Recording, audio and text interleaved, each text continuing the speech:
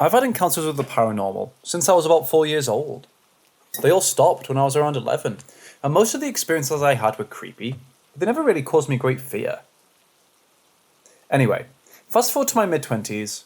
I was married at the time, and we owned a home right on the river when we bought the house. A lot of work needed to be done to it. My ex was really handy and did most of the work himself. We were living with his parents at the time, so I wasn't in the home while it was being remodeled. My ex would on occasion say that he felt creeped out and uncomfortable at the house by himself sometimes. As soon as the house was finished, I had a priest come over to bless the house, just in case. For a couple of years, I felt nothing paranormal. One afternoon, my ex was working on the yard, and I was in the bedroom reading. I saw a shadow in the hallway looking out the room. I thought it was my husband and said, "Hey, I see your shadow, babe. Not funny." The shadow doesn't move. I again say, "It's not funny. I see you. Stop being a jerk." Nothing. No movement. So I get up from the bed to confront my ex, and there's no one. I go to look for my ex, and his car is gone. He wasn't even home. I'm so freaked out that I go back to the bedroom and close the door. I told my ex about it, and he didn't hesitate to believe me. He said he had similar experiences. The very next week, I'm taking a nap on the couch. I have this crazy, scary dream where I'm in the middle of a forest, and I'm there with a man in a dark trench coat and a brim hat. I couldn't see his face, but he had a gun and he shot me in the chest. I fall to the ground, and as I'm laying there, he's watching over me. I tell myself to just let go, and when I do that, I stop breathing in real life. I gasp, waking up from my dream. I collect myself for a second, and then I hear the front door handle jiggling. I remember how relieved I was, thinking it was my husband, but then I didn't hear the door open. I just heard a low hissing sound, and then I saw the shadow and it was coming towards me, getting larger as it got closer. The hissing got louder as well. I was panicking, but saw that the remote to my overhead fan was within reach, and I turned that sucker on. It almost looked like smoke that was leaving the room when the light came on. I can honestly tell you, I don't think I've ever been more terrified in my life.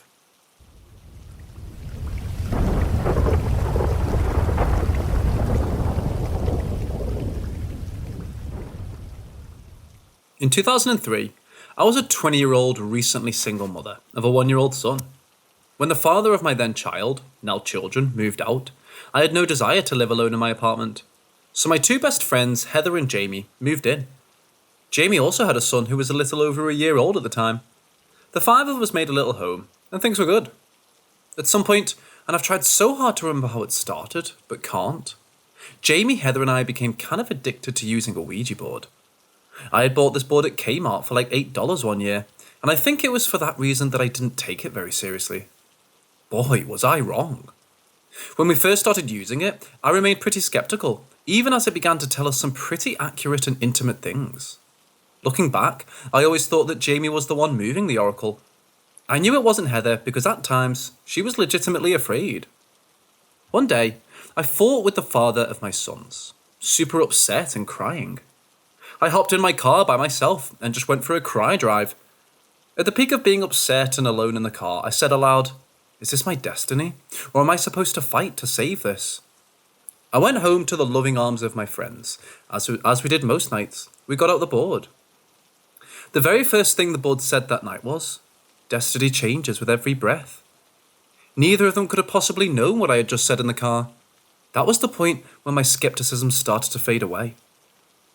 We continued to use the board pretty much every night, and it continued to tell us things that would come true.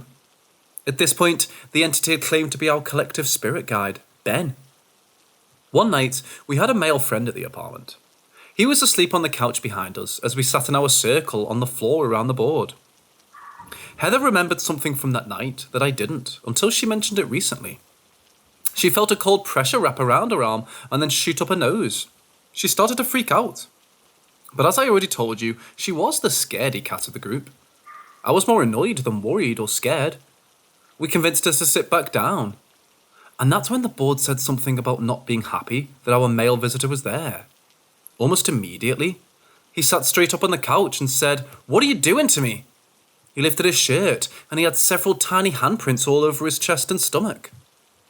That was likely the point when I realised that we might be dealing with something darker than what it was selling itself as.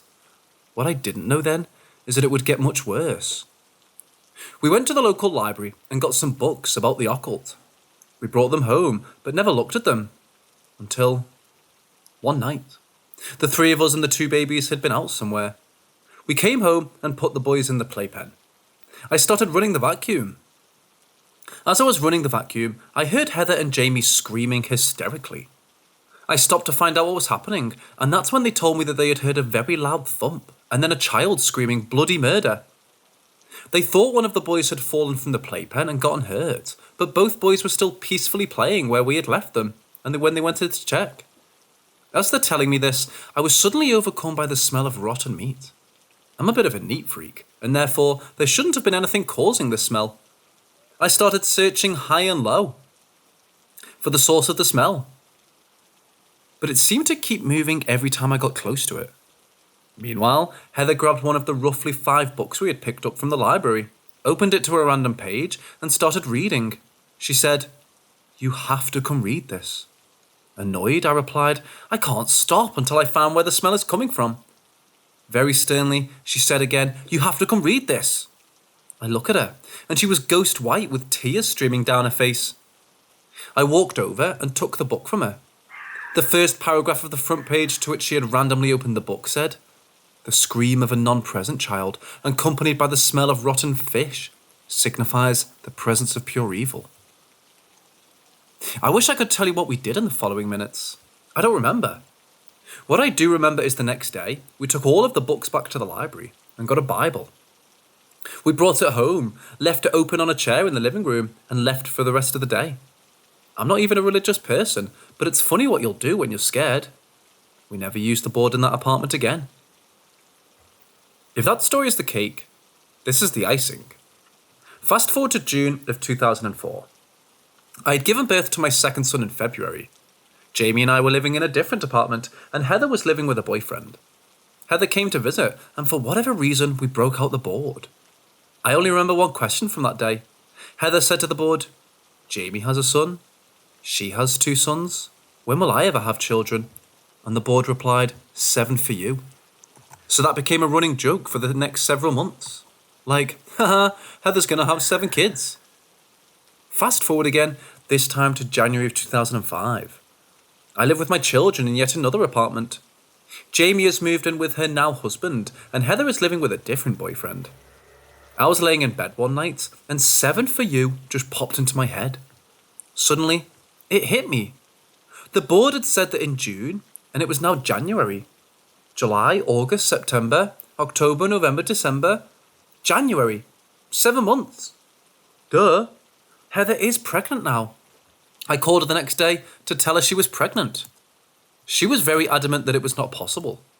To shorten the back and forth that we did for the next 2 weeks, yes, she absolutely was pregnant. She gave birth to her first son in October of 2005. Since then, we've done the math. She was only about 2 weeks pregnant when I first told her. Although we're still all friends, I don't know a lot about what they've experienced paranormal-wise in the years since. I know that Heather had some pretty scary experiences in a house she lived in up until last year, where a previous tenant had committed suicide. I lived in the parsonage of a church for 10 years, and we had some pretty strange experiences there, including a time that my younger sister and I watched a full grocery bag that was hanging on a doorknob lift off the door until it was completely horizontal and then drop back down. Even my skeptical mom saw shadow figures in that house. Now, we're in a new house, and my son and my brother are having some unusual experiences in the basement, which is where their bedrooms are.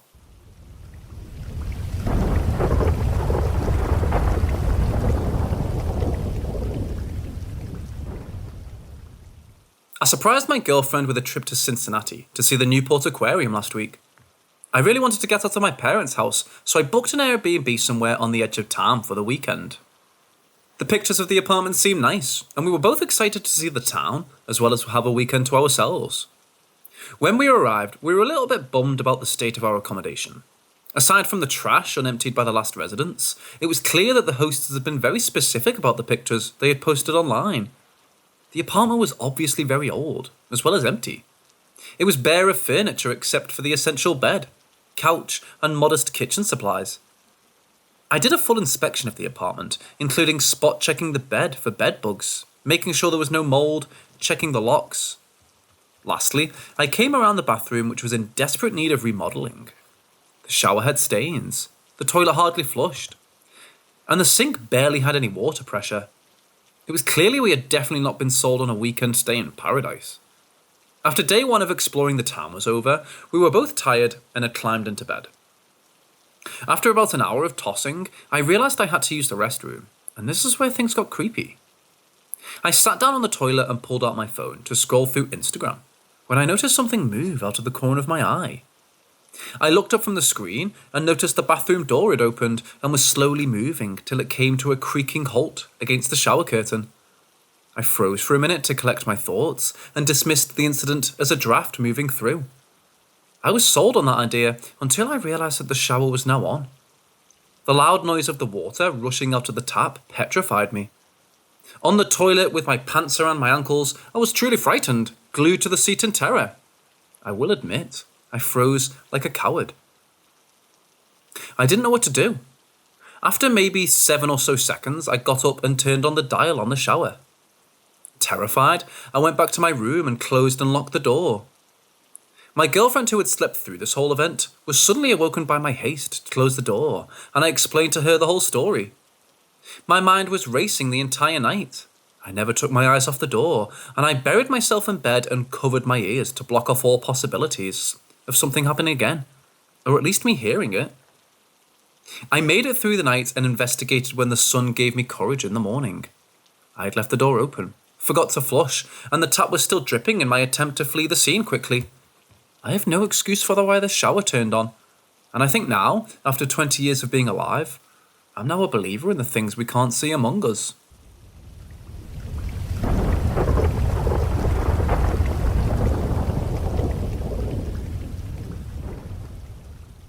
For reference of this story, about a month ago, I bought an evil eye ring on Etsy. It was nothing special, just a $6 one that had wire wrapped around it. It's the traditional dark blue colour with the eye in the centre of the ring. I had bought this ring right before school was going to start, and hopefully protect me from some of the negative energy of others. I had done all the research beforehand to be respectful of the cultures it came from, along with charging the ring in the blue moon's light and setting intentions with incense. The first time I wore a thin ring, I felt an immense amount of energy. This was before I had cleansed it, and I felt so much that I had to take it off. It made me almost scared to wear it, and I took the right precautions. Everything seemed to be fine. Fast forward to the first time I had worn it, everything was good. I returned home from school and set it on the nightstand right next to my bed. I hopped in the shower, and when I returned, the ring was gone. Confused, I asked my sister if she had touched the ring, as it was just there, and she said she hadn't. At the time, I wasn't super worried, because I lose stuff all the time, especially rings. The next day, I found it on the floor right next to my nightstand, in a place that I know I had checked. I thought nothing of it, and moved on with my day. Here's where it gets a little scary for me. The ring ends up going missing for a few days, up to a week, and then it'll reappear in a spot so obvious that I get scared. This has happened around 3 times already, and it's about 2 months into me owning the thing. This occurrence was kind of my final straw. 2 days ago, I was looking for the ring as it had disappeared once again, even though it was always on my nightstand. I left and thought nothing of it. I searched more when I get home, as I thought it couldn't have gotten that far, and still nothing. I go to bed, and I wake up, and the ring is on my nightstand, sitting perfectly where it usually does. Am I going crazy? I've always dealt with spirits. I believe I do have a haunted doll in my room, but she usually never makes this disappear. Usually when I realise the ring is gone and I ask for it to reappear, it will. Do you guys think this is paranormal or something else?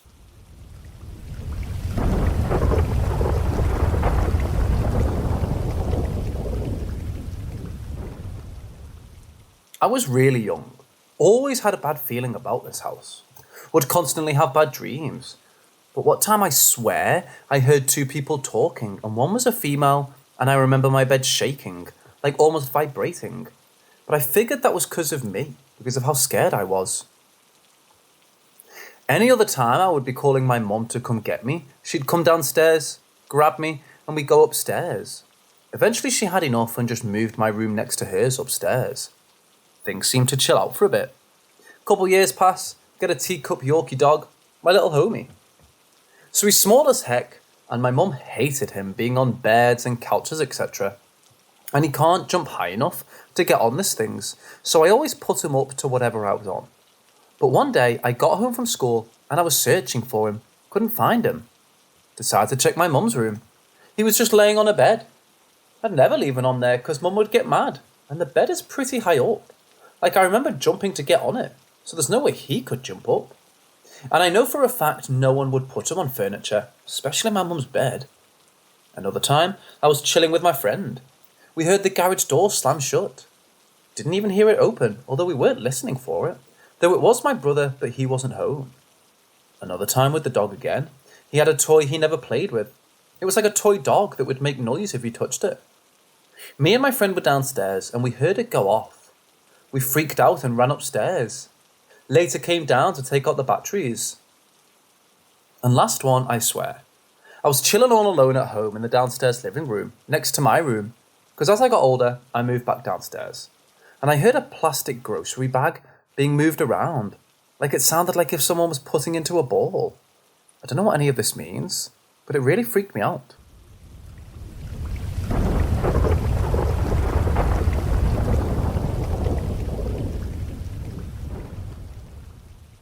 I recently moved into a new apartment about a month and a half ago, and ever since, there's been something here with me.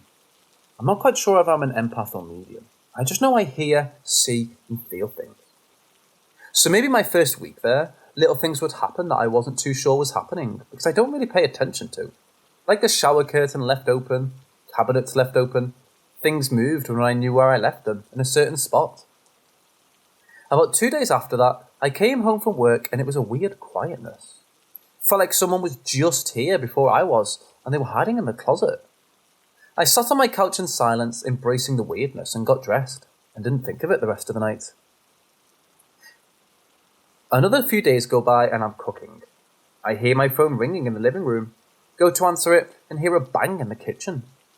I went back to see what it was, and there's a saucepan sitting directly in the middle of the kitchen, as if placed there. Not like it fell and rolled. This is where shit gets weird. A few days ago, I was having company, and they were knocking on the door. I was in my living room watching TV. I heard the first knock, then a second knock quicker and with more intention.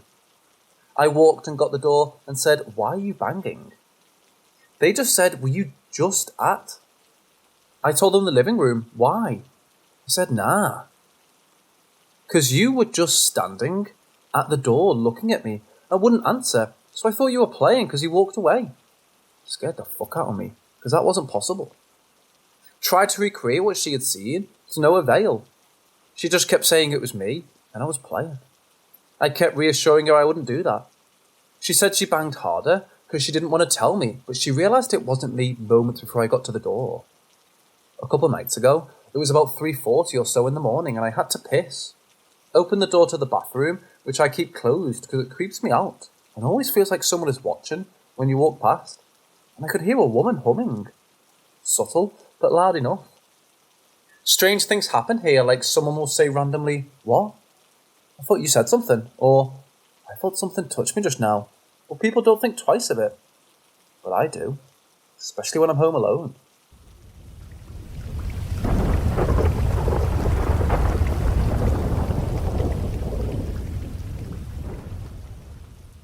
My family is Cambodian and moved to New York City during the Khmer Rouge Rebellion.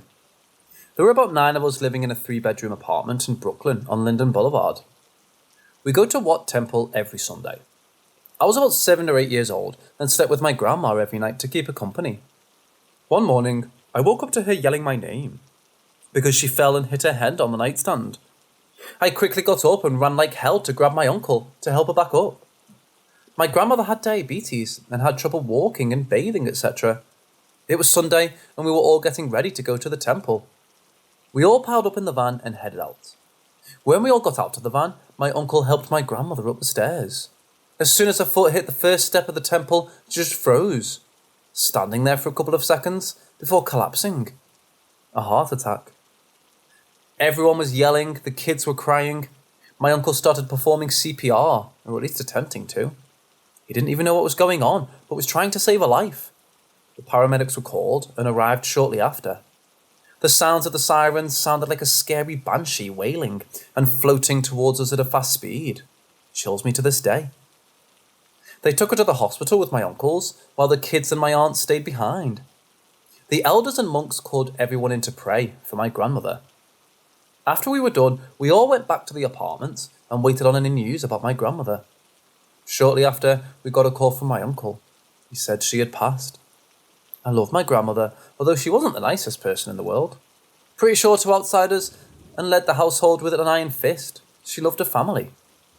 In the Khmer culture, my elders told me when you die, your spirit has 3 days to walk the earth before your past judgment. And your oldest child has to shave all their hair. Yes, eyebrows and everything. Then live with the monks for 3 days and nights and pray. My father had to take that role. My experience. The same day of her passing, my dad left to stay at the temple. My aunt has always been terrified of my grandmother because she was kind of mean. So mean she threw a meat cleaver at one of my uncle's girlfriend back in the day. It was only me, my older sister, my aunt and my little cousin of about 1 year old in the apartment. It started getting dark and my aunt was the only adult in the apartment. She told us to stay together because she was scared. We were all crying and exchanging stories about my grandmother, but were interrupted by pans flying and crashing in the kitchen. My aunt started weeping and told us this was the time my grandma usually eats. It really spooked me because it seemed like my grandmother didn't know she was dead. A couple of hours later, about 8 p.m, we heard a loud banging in my grandmother's room. We were too scared to go look because no one was in there, so we all stayed in the living room and waited for my uncle to get home. But I recognised that sound. My grandma had a TV that would short out and show a white horizontal line, and you would have to bang on it a couple of times before the picture showed back up.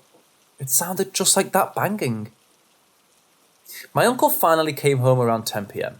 You could tell he was exhausted and sad. My aunt laid blankets on the living room floor and told my uncle everyone is sleeping in the living room because strange things are going on and she's scared. My uncle gave her an annoyed look and just said, all right. I was very scared that night and couldn't go to sleep. I knew it would end up being the last one awake. And to my horror, I was. I laid there all night praying for nothing to happen.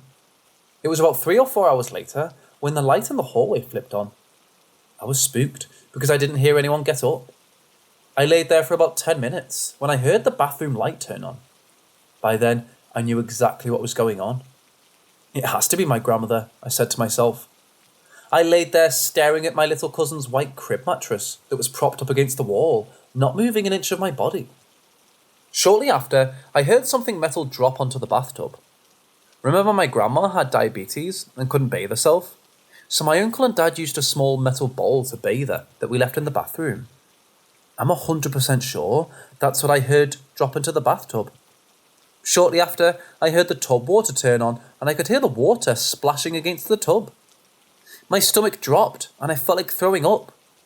I didn't hear anyone get up or any footsteps in the bathroom, and who the hell would be taking a shower this late at night?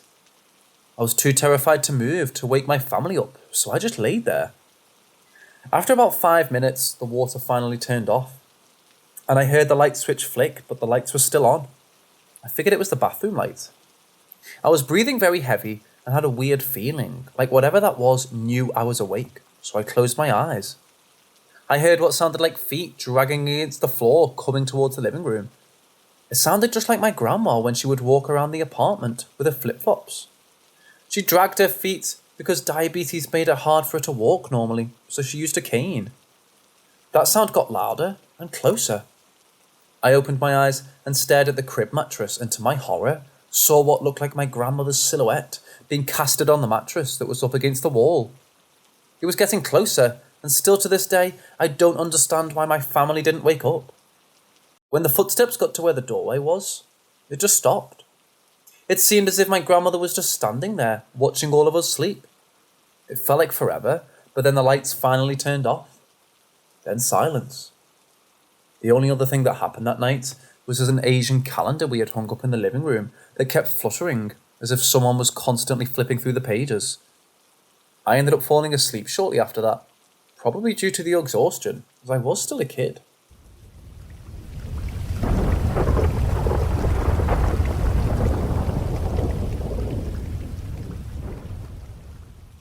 Growing up, every kid has this imaginary friend. Some parents played it cool, others just freaked out. I guess it's normal. But doing some research into the paranormal world, it actually came to me that those imaginary friends weren't so imaginary. There are a lot of people who can actually sense these things. They can see, hear, feel, smell, etc. spirits, but never really put some research into it. Starting at a young age, kids can start sensing it. Have you ever experienced a kid talking to someone, maybe a deceased family member, starting to tell you things like how your grandfather that died years ago called you some sort of nickname, or tells you about a place that you've been quite a few times but your kid wasn't, and you never talked about it? Yes, your kid is actually talking to him or her. But don't freak out. It's actually a wonderful gift that your kid has. After a few years, it might be gone, but some still carry it on in later life. As for me, I had a few incidents, such as seeing an older guy. For some reason, the family named him George. I remember he was wearing a black hat, and he wore a suit. But thinking about it, I guess the entire family saw him, as of how they reacted after he walked towards me. Guess he was just the ghost of the house and made his presence noticeable to everyone. He didn't do harm to anyone else on a side note. As years goes by, I've heard a lot of paranormal stories about in the house. Fast forward a few years later, we did build a house and everything was normal. One day, it just started where I thought I saw a reflection of an older woman in my window.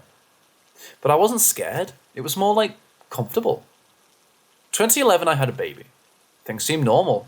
Just at night, sometimes her toys would go off. Her turning 4, she used to tell us there's a girl with long hair and a dress. We had a friend come over once a week with her kids, and they would all just play. One day, the friend did get touched on the back while she thought was one of the kids, but they weren't even near her. Sometimes even drawers would open in the kitchen, which we all thought someone from the family would just play a prank on us. After that, it was normal, until 2019, where things got super crazy. Me being home alone, so I sat on my bed with my back turned to my closet, where all of a sudden the drawers started to open. I was freaked out. I grabbed my phone and started to record, being clueless at the time that I would actually record something. Asking things like, if you're here, let me know, or give me a sign. I would receive this, let's say not totally unfriendly answer, saying no. Just to be clear, I didn't listen to the audio yet. I'd go on with my questions, asking things like, who are you, but didn't receive anything.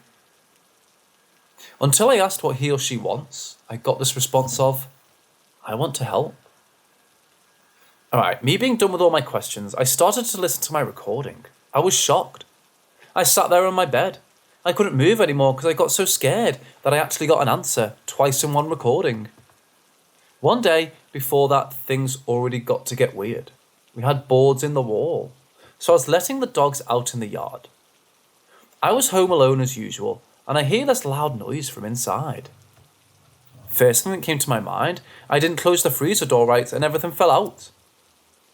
So me walking into the kitchen, finding absolutely nothing. On my way out, I saw something unusual in the office, but just out of the corner of my eyes. So I looked into the room. Oh boy, there was a mess. It looked like someone aggressively yanked out all of the boards. Stuff was all over the room, which was weird, but that didn't come to me after everything else happened. So I went back to get the dogs in. I walked back, and the vacuum cleaner is standing in the middle of the hallway. Just after that day, random things would fall down like the watering can after talking about watering the plants. After things got so intense, we had someone come over to the house to check it out. This is where it started to get all weird. I would get super emotional in a specific room, and I had to leave immediately.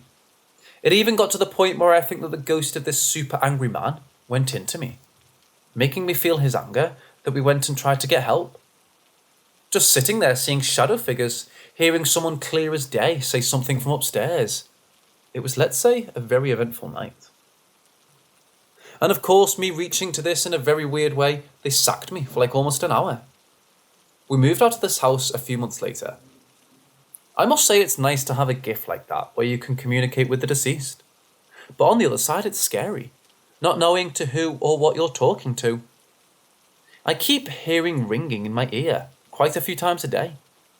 I try to ignore it, but sometimes I try to actually listen. But it makes me feel comfortable.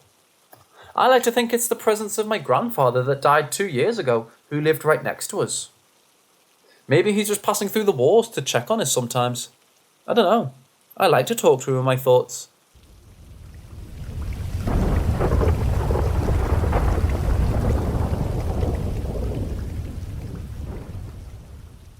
First off, let me get this straight. I do not believe in demons, ghosts, or any of that paranormal stuff. Most of the time when things I cannot explain happen, I brush it off as coincidences. Anyways, let me get to this story. I do not know exactly how long ago this was, but it happened when I was around 6 to 10 and was living in the projects. When I went to daycare, I remember the staff telling a story about how their grandmother or something like that had died. They claimed that their family member had been laying in bed when they had suddenly woken up and saw a black figure walk into the bathroom. So their family member got up and followed it into the bathroom and checked it out. Their family member died that same night. Now looking back on this is clearly fake, but this absolutely terrified me as a kid, and this is what prompted me to sleep with my covers over my eyes, and I still occasionally do. Anyways, shortly after that, I assume I started having sleep paralysis episodes frequently. I think it's best if I mention that I sleep on a bunk bed that would directly face my window that's visible from the end of the bed.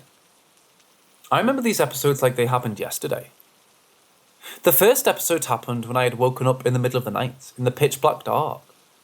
I then looked at the end of my bunk bed, and that's when I saw it. It was a tall black figure that was just barely taller than my bunk bed. It was completely black, with only white eyes. It did nothing but stood there. I couldn't speak or move. I was completely frozen. After this, I actually can't remember anything. I don't know what happened after this. All I know is I saw something staring right at me. Now, the second encounter is actually my worst and happened not long after the first. This time, it was not a shadow figure, but rather an old lady. It's very similar to the first one. Again, I had woken up in the middle of the night, and this time, I looked around my room and then looked at the foot of my bed. This time an old lady was clinging on the foot of the bunk bed. I was terrified as hell and tried to scream as loud as I could. But nothing. Nothing came out and I couldn't move. The thing then jumped onto my chest and just looked dead into my eyes.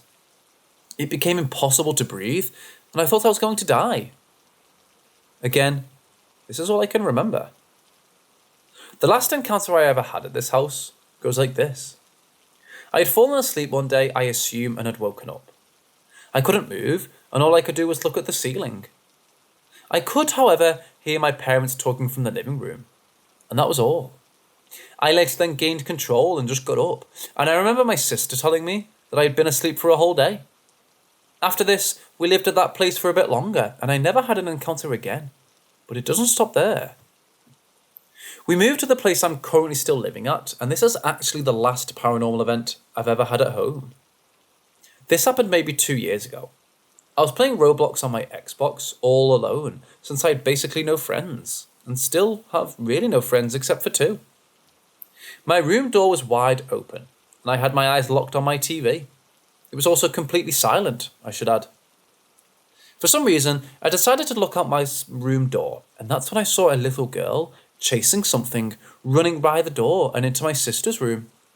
Me being dumb, I got up and looked out into the hallway and saw nothing. My sister's door was shut and I didn't hear it open and shut.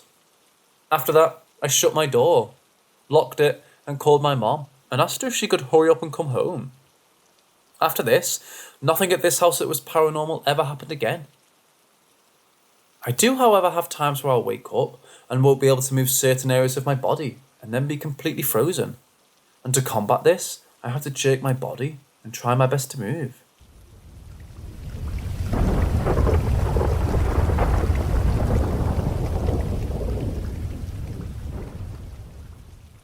I've been a skeptic, but always open-minded to the unexplainable. My parents believe in ghosts and have told me the stories when I was in my mid-teens about the first house we lived in when I was a baby, as well as the interactions I would have with ghosts as a baby. Now here is what happened at 4:30 a.m. today. I had stayed around my boyfriend's house for the night. I've never felt uncomfortable at night, but sometimes I feel like I'm being watched, but don't think much of it. I woke up at 4:30 a.m. randomly, feeling odd, like I was being watched. I turned to roll over, and as I got onto my back, I looked up, and there was this old man floating above the far corner of the bed. He had messy, medium-length hair, but balding, missing teeth, blue and white striped pajamas, a leather brown book and grey socks. He also had this faint blue or grey glow around him. He was extremely detailed, like he was in the light despite the room being pitch black. I let out a surprised, "Oh," because I jumped at the sight. He turned to face me, recognised that I could see him, almost shrugged. Then, as I'm shaking, my boyfriend wakes up. He turns and disappears through the ceiling. The last thing I see is his feet going through the ceiling. I looked online, but it's definitely not sleep paralysis, as I was moving, speaking and blinking. Even after turning to face my boyfriend and turning back, he was still in the same position. I didn't feel threatened or afraid, just a bit shocked, as anyone would be. If anyone could help me or give me advice, I'm just very confused.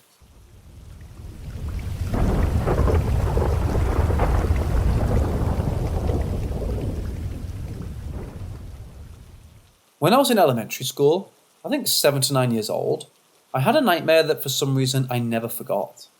The nightmare takes place at my grandmother's house, in the front yard. I remember sitting there and seeing a red cat floating. I knew that it was the ghost of a boy around the same age as me. That boy was throwing a ball at the wall of my grandma's house. I had a feeling that he wanted to play with me, but I was terrified. I wanted to run, scream, call for my grandmother, but I was paralysed. Meanwhile, the invisible kid kept playing with the ball like I wasn't there, but I knew it was him who wouldn't let me leave. Suddenly, my cries for help were answered, and a white winged horse came to me. I suddenly felt at peace, and the dream ended. It may all sound like the product of imagination. Maybe I've heard too many stories about angels and mystical beings and ghosts, and that's all it was, right? However, my brother is almost 9 years younger than me, so at the time I had this dream, he was either a baby or wasn't even born yet. So there's no way I told him about the dream at that time, or that he would remember it. I've never talked about my dreams with him prior to the incident I'm about to mention next.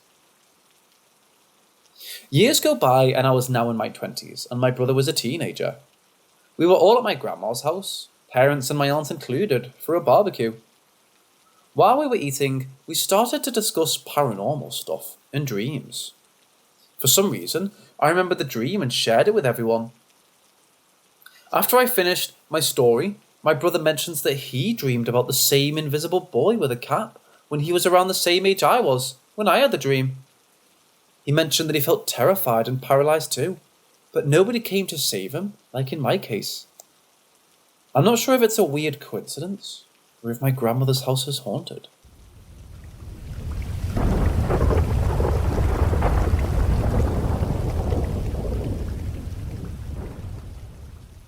So last night, I was outside at around 9:30 p.m, digging up some mushrooms that I didn't know much about, so that the wild rabbits in the area wouldn't eat them, since they were near where we threw food scraps.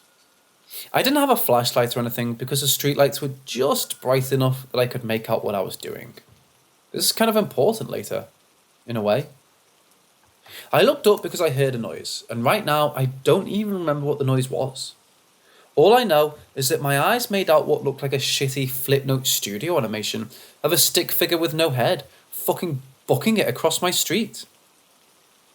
It looked like, height-wise, it was exactly half of the height of the closest street lamp, which was mounted to a standard electrical pole. You know when you've been staring at a very bright light source for a while, and then when you look away or blink, you can see the outline of that light kind of imprinted on your eyes for a bit? Like whatever shape the light was is dark, and then it was a sort of fuzzy grey haze around it. This is exactly what the stupid thing looked like. Dark with the hazy greys outline. Except it was moving. It was over so fast, and I even blinked a few times to try and see it again, because I genuinely thought that it was just that effect in my eyes. But I hadn't been using any flashlights, and the streetlights has a round, cloudy cover around the bulb, so I couldn't have even seen the light bulb itself in any way. I'm still not incredibly sure that this wasn't my eyes playing tricks on me. In fact, I'm really only about 80-60% sure that it was real. I'm just posting to share and see if anyone else has seen something similar. At least in the moment, it was scary to me, and I was so convinced that I'd seen it that I literally started crying back inside. And possibly being overdramatic. I just had no explanation.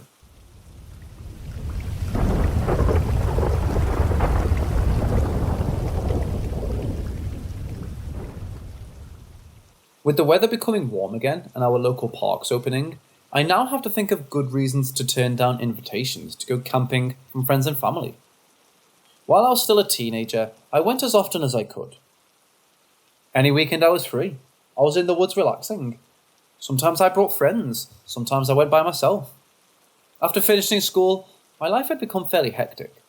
I still did my best to take a few camping trips during the year. I'm glad I was so stubborn about the idea of going out inside the woods when the chance arose, because I had met my husband on a camping trip. The story of how we met is a bit long and embarrassing on my part. I had gone out for a quick washroom break in the middle of the night. An owl of some sort or other, screeching night creature, startled me, and I took off running back to where I thought my tent was. In the darkness of the moonless night, I caught a tree root and broke my ankle. I was unable to move until morning. I was in so much pain, I accepted my death, ready to be a nice meal for wildlife. I was rescued by Nicholas. Even back then, he was a large, intimidating-looking man. Full beard, axe in hand, he looked about ready to chop me up into pieces. My husband-to-be was cursed with looking the complete opposite of his nature. He carried me out of the woods and came to the hospital with me because none of my family members were available at such short notice. We've barely been apart since that day and married the moment it was legal. We met in the woods, so camping held a special meaning to us. Every trip was almost like a honeymoon. Although we thought we clearly looked like a loving couple on our trips, most people we met didn't clue into that fact. They all assumed we were just two good friends, drinking beer and fishing. It was a game of ours to play it cool, and see how long it would take people to start questioning things.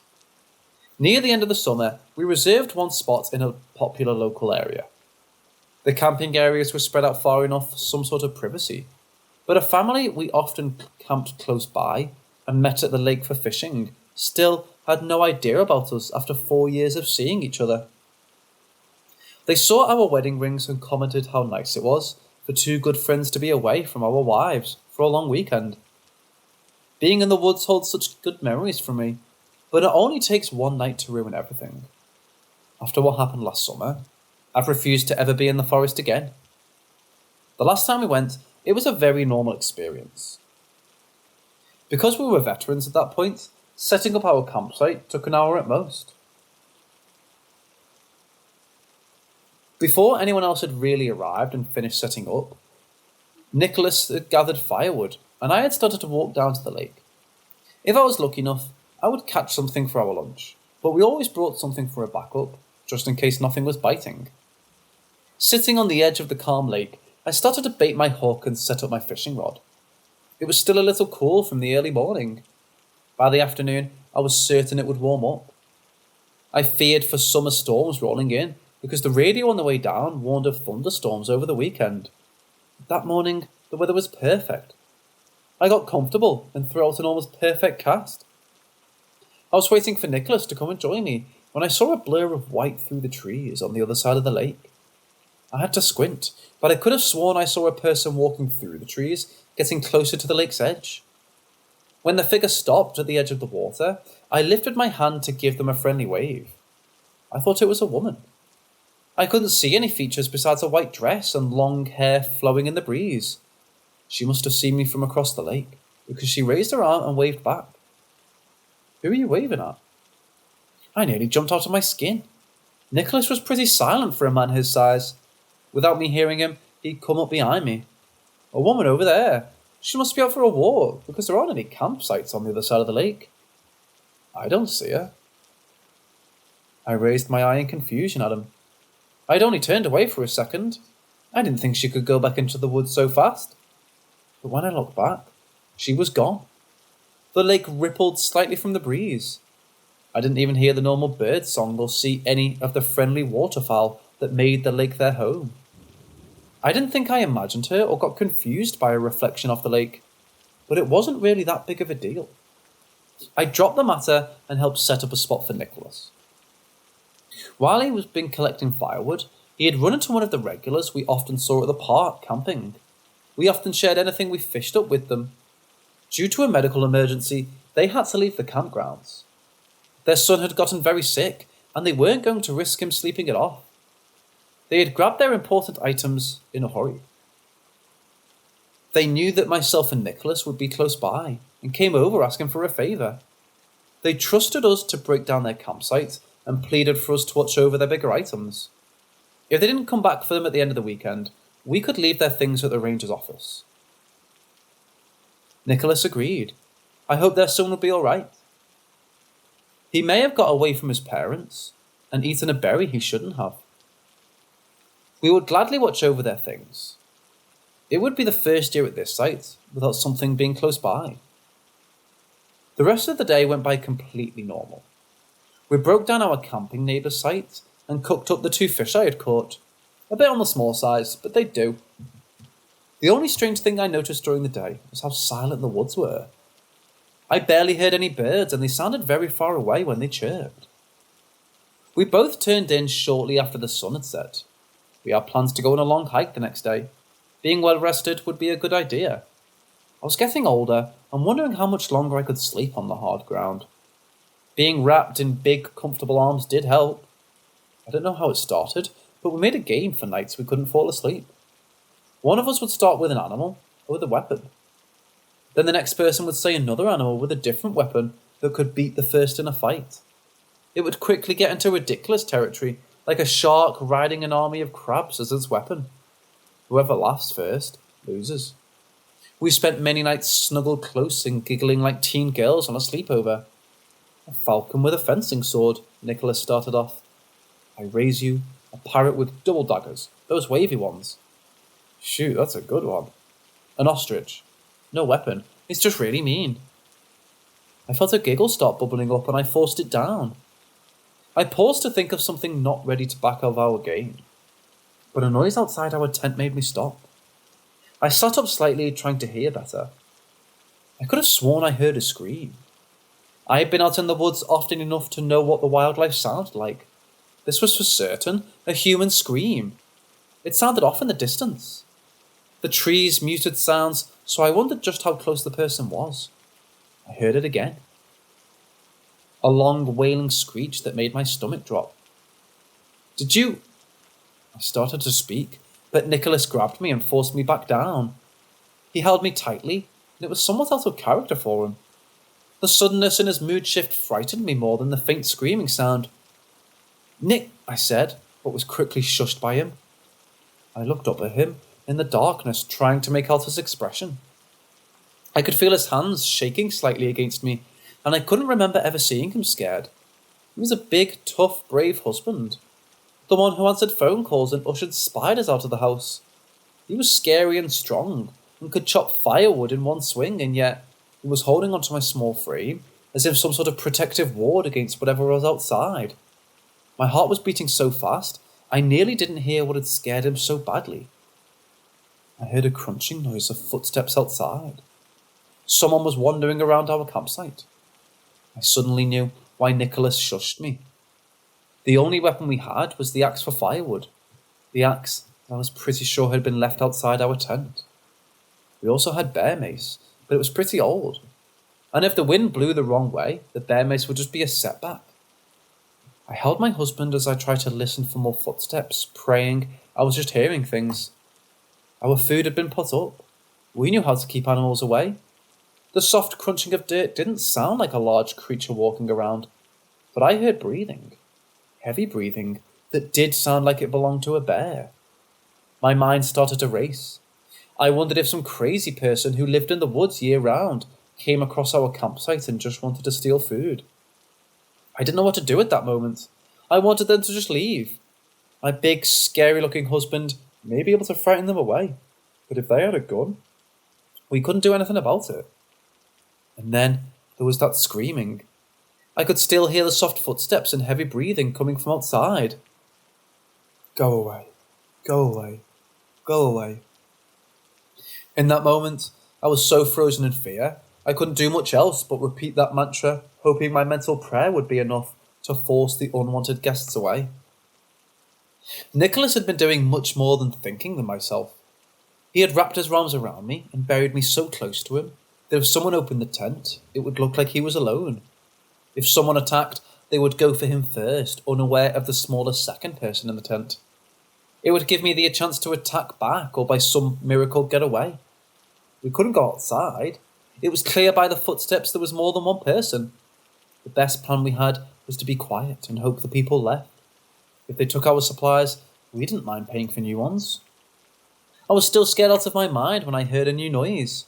My lungs felt like they would burst from fear when I heard the tent zipper start to move. So slowly, I watched out of the corner of my eye as it started to open from the top. I couldn't see outside, even when it was halfway open. I felt Nicholas tent up. He may jump up and defend us at any second. I didn't want that. I didn't want him to be hurt. I just wanted whoever was out there to go away. The zipper stopped halfway. I hoped it would remain like that. I still heard the breathing of the person outside. To my horror, I saw something come into our tent. A clawed hand. The claws were curled up and the size of my fingers. Even in my fear, I thought it was a joke, some sort of costume prop. No animal I knew of had hands so human-like, and no human had claws. I wondered if some other camper decided to pull a prank on us. A single claw reached down and started to force the zipper open more. This had to be a joke. It had to be. A smell came in with a small breeze. It was a little musty and somewhat similar to wet fur. I didn't know what we would do once the zipper was fully open and we could see what was outside. But thank God, we never needed to find out. I heard a scream. It was so loud it sounded like it came from directly behind our tent. I jumped up and muffled my own scream into Nicholas's chest. The scream kept going. A long wail of true and utter fear. Whoever was outside was either startled by the scream or decided to follow it. The screaming sound started to move away from our tent, and the footsteps and heavy breathing followed. I don't know how long we stayed, just holding each other listening. It felt like hours, but it was only a few minutes. I let out a small noise when my husband shot up and bolted outside. He came back a few seconds later, holding our firewood axe. Both of us sat, facing the now closed tent flap, axe at the ready. And we sat like that the entire night. I was so wired, I was wide awake when the light became grey outside our tent. During the rest of the night, I heard no one back in our camp, but I still heard that horrible scream from time to time, in the distance. Our plan was to pack up as fast as we could and leave the equipment we had been guarding at the ranger station. Aside from odd tracks all over our campsite, nothing had been disturbed and touched. They looked almost human, but with what looked like claw marks dragging in the dirt. Hey folks, early morning. We both jumped at the voice. I let out a small scream I wasn't proud of, but when we spun around, we saw a forest ranger. I knew his face from years of coming here, but not his name. He noticed our fear and held out a hand, trying to calm us. You two alright? Did you see a bear or something? He asked. Or something, Nicholas confirmed. The next few minutes was us telling the ranger what had happened last night. I was still shaking, so Nicholas took over speaking. But what confused me was he didn't mention the screaming that scared off our unwanted guests. That sounds strange, right? Maybe some kids are playing a prank, the ranger said with a shrug. There was screaming. I stuttered, and both men looked at me. I heard screaming all night. Well, you always had better hearing than me. Maybe someone was off in the woods trying to scare us, Nicholas said with a nod. It worked, I grumbled. Alright, we'll look into this. Prank or not, this isn't acceptable. Aside from that, I came down here to tell you folks there is a storm blowing in soon. It's up to you if you want to stay, but I would advise against it. It's going to be a really bad one, and the last time we had a storm, these bad people got blown away with their tents. If you want to pack up, we'll refund you for the last 2 days you paid for. We were going to leave either way. The storm just gave us a good excuse. The ranger was kind enough to help us carry the extra gear after we told him it belonged to the campers who left the other day. He would walk with us back to the ranger station. We didn't want a refund for our last 2 days. We wouldn't be camping for. It would be a donation to help the park pay for whatever was needed. Our campsite was empty. All 3 of us were ready to go. And it was a good thing we left when we did. If we stayed, we would have died, or gotten very hurt. We had only been a few feet away from the site when a massive crack and horrible sound came behind us. I had just calmed down a little bit, but the thundering sound made me cry out again and jump nearly 10 feet in the air. All of us turned, trying to figure out what had made such a sound. Where our empty campsite had been was now covered with a dead tree that had just fallen over. It crashed right on top of where our tent would have been. I was certain if we'd stayed there, that tree would have killed us. All 3 of us stood in shock, staring at the fallen tree. I started to walk up it for a reason I didn't know. I just felt like I had to get a better look. Our campsite had been ruined, littered with fallen branches. Nicholas had come up and took my arm to gently take me back onto the path. We didn't know if the tree had knocked against another, making it more likely to fall as well. That area was dangerous. I let myself be guided back, but I saw the base of the fallen tree. From the freshly upturned roots, I thought I saw something tangled in the brown roots. Something white and straight sticking out of the ground. Something that looked like a human femur. We got to the ranger station and made a more official report of our night. The sky had already darkened, the storm coming in faster than expected. Other rangers had gone off to warn people, and the parking lot was slowly emptying out of cars of campers who wisely decided to leave. I called the ranger office a week after asking about if they ever found out who had tried scaring us away. The ranger who picked up the phone was the one we dealt with, so he was glad to talk with me. We hadn't found out anything. The park emptying made it hard, and the storm washed away anything useful. He also wanted to tell me something. He didn't know if he was legally allowed to yet, but he didn't want me to find out later and get freaked out. The tree that had fallen over did in fact have human remains tangled into the roots. They found one intact femur and some broken bones looking like ribs. When they started looking, they found more bones buried and scattered around. They assumed the body had been there for years, and they hadn't found enough to determine who they were or how they died. Also tangled in with the roots was some fabric that looked like it had been a white dress or skirt at some point. For those past few years, we had camped right next to a human body without ever knowing. If that tree hadn't fallen over, I doubted they ever would have been found. I didn't tell Nicholas what I had found out. I think he doesn't want to upset me by talking about the trip. He didn't seem very bothered over what had happened, but knows it stressed me out. I had nightmares for months. I tried to keep an eye on seeing that there were any updates on the case, but accept the fact they most likely won't ever know who died or had been buried beneath that tree. For how many people go missing in the woods, I think camping near a death site is pretty common. More common than what most people would think.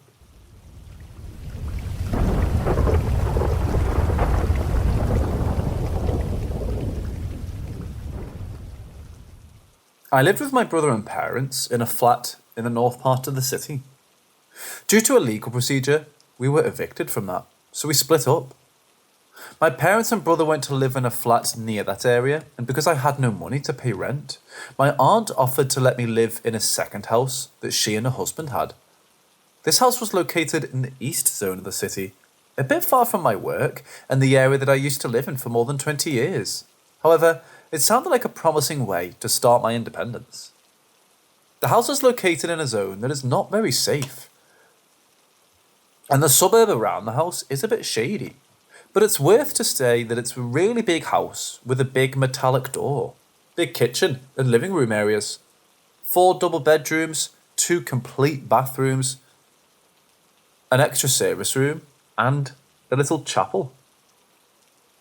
Second side note, because my uncle studied to be a priest, and then he studied psychoanalysis. He was a very well-educated man, and he knew a lot about black magic, tarot, exorcisms, and that kind of stuff. This house was used as the consultory house, so anything related to therapy or any other kind of stuff that he needed to sort out was dealt with in this house. So the first night I arrived, I had a spooky feeling about it. I went into my room and had difficulty sleeping. Then about 11 o'clock, I heard 3 massive bangs that came from inside the closet. I shit myself and called my aunt. She said it was because of the neighbours, but to be honest, the sound was quite loud to be the neighbours. Every night I came in from work, I felt quite agitated and anxious. After closing the main door, I had to run upstairs to put the lights on until I came into my room. Once inside my room, I usually avoided any other areas around the house. The only other area that I would go at night was the bathroom. Some creepy noises were common during the night. It was also common to hear a window opening, which was even more scary. One day, my girlfriend stayed overnight with me, so she went to all the rooms in the house, checking everything just to find anything spooky. So she found a cassette with what supposedly was a therapy session, but when we played it, it was the following. My uncle was speaking with a woman, and this woman was saying that she had a headache. Suddenly she said, "The voices in my head are trying to say something." Then my uncle asked what they were saying, and completely out of the blue, the woman started speaking with a really deep, guttural voice, and said something in a language that we couldn't understand at all. Then my uncle asked her to explain herself, and the guttural voice said something else, and then the cassette stopped. After this situation, more creepy things started to happen in the house. Suddenly, a lot of big and creepy spiders and scorpions were seen around just the upstairs rooms. One night, when we were playing cards, something moved the main deck from the middle of the table to the left corner of it. I barely sleep. I started to leave the side lamp on all night, and I used to sleep from 2 or 3 a.m. until 5 a.m. There was a really creepy feeling around the house. There were some avoided areas. The main ones were the kitchen, the chapel, and the room where we found the cassette. If you were there, you could easily feel that someone was behind you. Finally, I said all this to my cousin, and she explained to me that her father, my uncle, did one kind of exorcism in that house, and that he knew that something was wrong with it, but for him, it wasn't too bad. All the audios were just to prove that this kind of thing was real and relatively common. I lived there for just 2 months, but felt like I was there for ages. As a funny fact, the only people that used to go there regularly were my uncle and my girlfriend, but my aunt just went there once when I was moving out, and she stayed in the car park area the whole time. Some months after I moved, I asked her why she didn't go to that house regularly, and she said that she doesn't like it because she knows the house is haunted. Then she started laughing.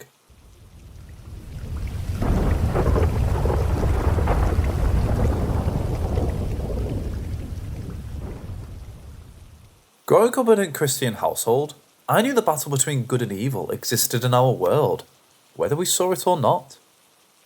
Going to church on Sunday school every week, I was taught about the Word of God and how He wants us to live. But in Sunday school, I was never taught that my faith would make me a target for several demonic spirits that would eventually attack me and my family for 3 years of my childhood.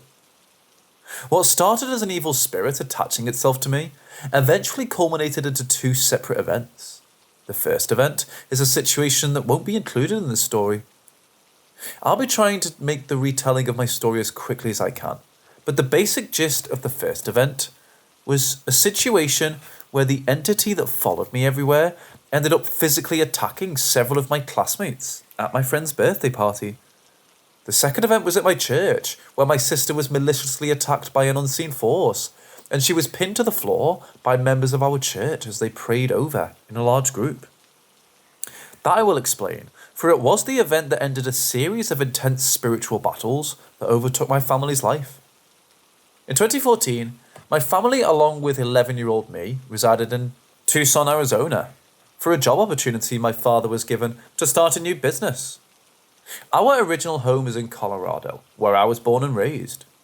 We needed a change in our lives, so we left the Rocky Mountains and landed in the desert. Needless to say, I never got used to the number of cacti I saw wherever I turned. Come spring break, my family took a trip to Avondale, Colorado, to visit my cousins. The house my cousins stayed in was quite literally in the middle of nowhere, surrounded by nothing but open fields and corn stalks. The nearest neighbouring house was half a mile down the dirt road. As if my cousin's house wasn't creepy enough, it was so far out in the country that nighttime was especially dark. I always remembered having an uneasy feeling about the property itself. Don't get me wrong, it's a beautiful house, not to mention its huge size. It has 2 floors including a basement with a modern layout and cement exterior. The house was so big and so isolated, you'd be able to see the house driving several miles away. My cousins were the only family to have lived on the property, so any possibility of deaths on the land was out of the question. The house my cousins lived in had no conceptual reasoning to be as creepy as it was. It wasn't until one night my cousins and I were about to go to bed. My cousin Savannah told me why she didn't like sleeping in a room at night. Every few nights, she would see a little girl standing on the edge of her bed and stare at her. Just the thought of that scared the shit out of me, and I couldn't blame her for not wanting to sleep in her room. As a matter of fact, Savannah had taken the opportunity to sleep in the living room while we were visiting.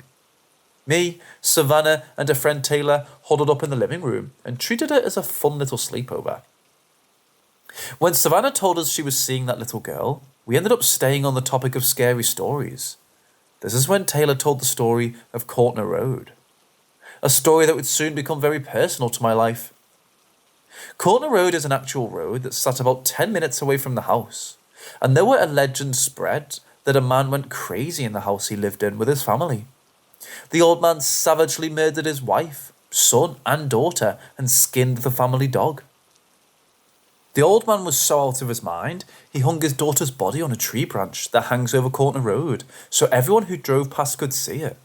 In a fit of rage, the old man lit his house on fire, and now all that remains of the property is the outline of the destroyed walls and a basement. Taylor and Savannah told me that they had both gone to the property at some point and confirmed all that's left standing are the remains of the fire that burned down the house. At some point, I asked if anything had happened to them when they went to the property, and they responded with a list of things that people they knew had experienced in the past when they went. Things like still seeing the little girl in the pink dress hanging in the tree her father tied her to, or seeing the family's white dog chasing you away from the property. But the worst one for me was seeing a tall man in a black cloak that showed itself to the people that visited and continued to haunt them in the future. But knowing these were just stories to freak me out, I passed them off. Eventually, we stopped freaking each other out and fell asleep. Savannah and Taylor slept on the only 2 couches in the living room, leaving me to sleep on the carpet floor with a blanket and pillow in front of the couch Savannah was laying on. Around 12 at night, I woke up from a heavy sleep. Everyone else was sleeping as well. Savannah snoring and Taylor stretched across the couch in a way that's sure to give her back problems. When she wakes up in the morning, I sat up from the floor and peered into the kitchen to look at the time on the oven. Sure enough, it was only a few minutes past 12. I looked around the house and I sat on the floor wide awake. The weirdest part is that I didn't even feel uneasy or that someone was watching me. It wasn't until I looked toward the foyer and saw him standing there. My heart sank to my stomach as my brain connected the dots. Standing in the centre of the foyer, in front of the main entrance, was the figure of the tallest man I've ever seen in my life. Abnormally tall. He was so tall, he was hunching over and staring at the floor. I was unable to see his facial features as he continued to stare at the ground. I even contemplated if my mind was making up what I was seeing. But the more I stared at him, the more real he became. His entire body was covered in black, with a hood that sagged over his head, almost as if he was the perfect embodiment of the Grim Reaper. His clothing made him look almost cartoonish, with his hands at his side as he continued to stare directly at the door. When it became clear that's what I was staring at, a coldness flowed through with a sensation as if the blood in my veins had turned to ice. I quickly tucked my head under the covers, hoping that whatever it was standing there didn't notice I saw it. But it became clear that it was an attack towards me. The voice of a man spoke through the blanket and into my ears, as if his lips were speaking directly above my head, speaking in a language that sounded like gibberish. I couldn't understand what he was saying, but I knew in my heart that his intent was to hurt me. I could feel it. It took strength out of me to snap out of it and scream for Savannah to wake up. Several times I screamed for her, each time getting louder and more urgent. By the third time I shouted, the voice above me had stopped, and I heard Savannah's groggy voice asking what I needed. I quickly hopped onto the couch beside her and cried as I told her and Taylor what had just happened to me. I didn't leave the couch for the whole night and didn't even go back to sleep. I sat in shock and fear, watching television, waiting for the sun to come up. I didn't experience anything supernatural again until we had gone back to Arizona. To sum up the next few months of my life, I began needing to have white noise playing while I went to sleep, or I'd hear the voice of the tall man call my name over and over again. I also slept with my closet light on because I was scared of being surrounded by complete darkness in the circumstance I saw the tall man again. The worst nights were when I'd wake up and feel my bed mattress vibrating and breathing. For years, the entity continued to make its presence known, not only at night, but even throughout the day. Daytime was when I'd notice shadow figures running around my house. I had confirmation that I wasn't just making it up, because my dog Harley would react to what I was seeing, either by growling at the figures or following them where they'd run off to. Flash forward about a year later, my mom and dad had decided to get a divorce. My mom took me and my sister, Jessica, back to Colorado, where all of our family reside. This time, we moved to Colorado Springs and stayed with a family friend until we had enough money to get a place for us to stay. By this point, my sister and I had been tested and diagnosed with PNES, post-non-epileptic seizures, a mental illness that the spirits that followed me would soon take advantage of and target my sister. Being extremely financially unstable, not knowing if we would find a place to live, while battling my father in court for custody of me and Jessica, my father had a lot on a plate. And that was the perfect opportunity for the entity to strike. What started out as convulsions, Jessica's seizures soon turned violent. When Jessica had an episode, she began screaming for help and crying in agony. There was pain on her face. Jessica would explain to our mother that during these episodes, she would see several shadow figures surrounding her, holding her down, and whispering horrendous words that threatened her. Jessica was being oppressed by several demonic spirits, and her mental health took a toll. At the age of 16, Jessica had attempted suicide more than once, and a doctor was convinced she was showing signs of schizophrenia. She was eventually sent to several different psychiatric hospitals throughout the next few months. In the short amount of time we'd have Jessica home with us, we would attempt to go to church every Sunday. But as expected, Jessica's episodes would become more intense and violent than ever. Her episodes got so bad, we would need to leave halfway through the service.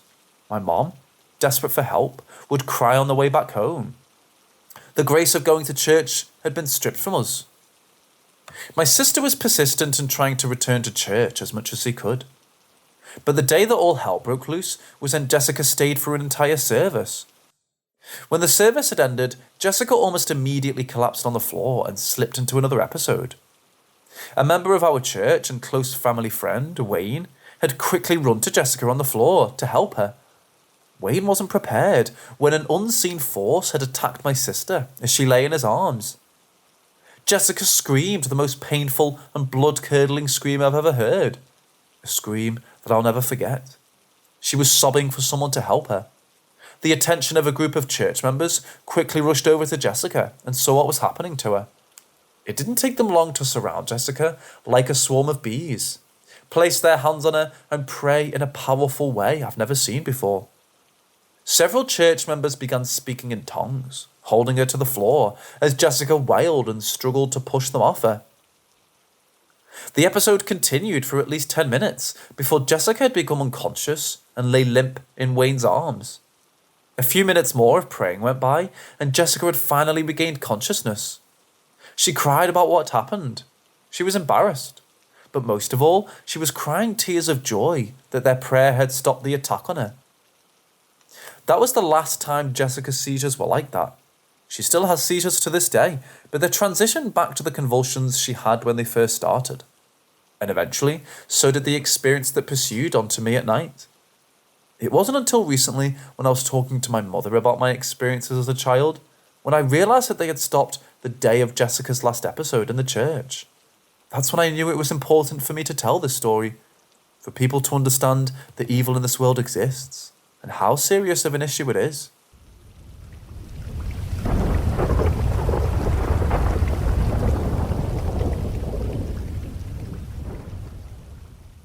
This is a story my mom tells all the time, because I have a special connection with everyone around. I always thought this had something to do with her being my mom, but other people have told me the same. That they feel as if they've known me for their whole lives, and particularly calm when I'm around. This happened when I was 4 or 5 years old. My mom was in charge of that year's senior class, and it was tradition in the school that they would make a road trip to a ski resort right on top of the Andes, between Chile and Argentina, for a whole week. With some parents and me, since my dad was working in the north back then, and I couldn't be left alone. During the week, we had a great time with the class, but I would usually go to a hotel to play in the 3rd floor lobby with a blonde friend, as I always told my mom, and that I liked to play with him, because he had old toy cars. And she said it was okay because she could hear us play in the lobby and hallways from our room. My mom thought he was just another kid staying in the hotel with his family or one of her students. That was until the day we had to leave, when she spoke with the hotel manager. My mom asked her if I had been much trouble for the other family staying there, with the noise of both kids playing around the hotel, to which the manager went white and said that we were the only group staying in the hotel that week, since it wasn't skiing season yet, but that it was known that a British kid had died there during a blizzard in the 60s, and that the kid is their company all year round. And that he's always been very friendly, but never played with others. Now it was my mom's expressionless face that went white. She said thanks for everything and hopped on the bus that would take us down the mountains. During the trip, she asked me about this playmate I had in the hotel, and I gave her a full description of a blonde boy wearing green pants and jacket, with a funny black tie and a yellowish shirt. I also told her that he was always felt cold, except when I invited him to play with me, and that he had cool old toys. I started to think I was in trouble, but she told me there was nothing to fear, that everything was all right. We have pictures and videos of that trip, but to this day, I cannot remember anything about that trip.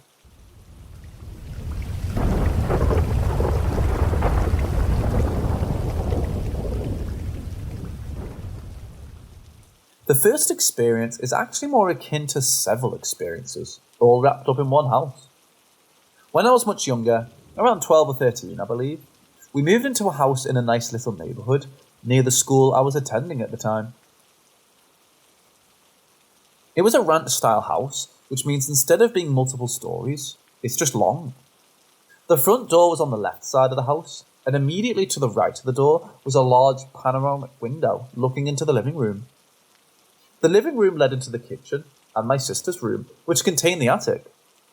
From the kitchen, if you went left, you went into the dreaded basement, and if you went straight, you'd go into the backyard.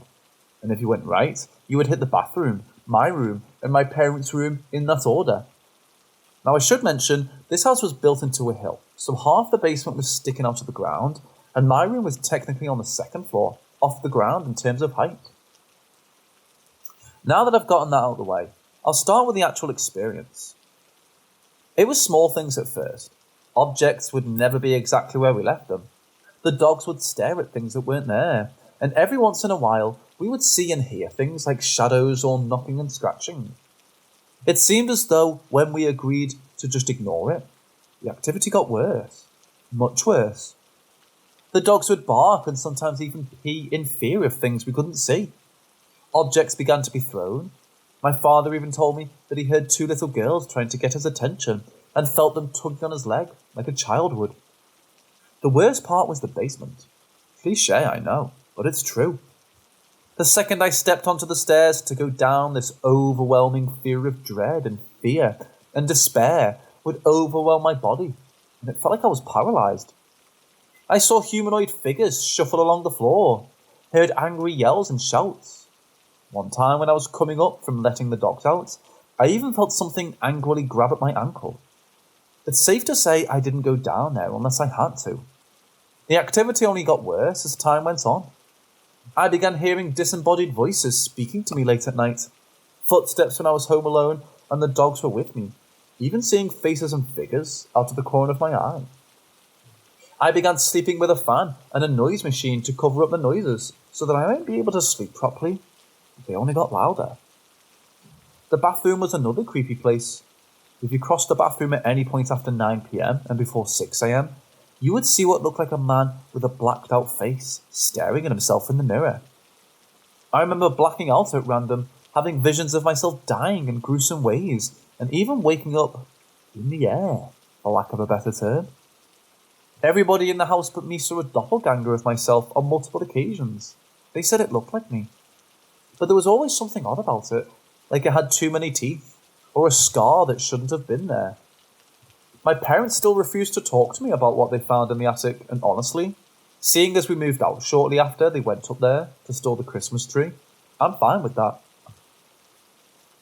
This next house is an apartment complex we were staying at due to needing a cheap place to live and it being available.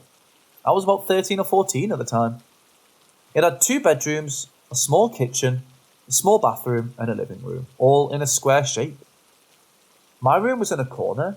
My parents' and sister's room was in the corner right next to me. The bathroom was in between mine and my parents' room, and the kitchen and living room were the other 2 corners. Now, the activity in this house didn't happen as often per se, but it was still disturbingly strong, as if the lack of quantity was replaced by quality. The bathroom had this weird feel to it, almost as if someone was watching you go. And we've heard laughs come from there when we're all in the living room.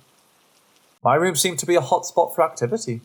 I heard footsteps, my things would get chucked across the room, and the most notable experience yet took place in this house specifically.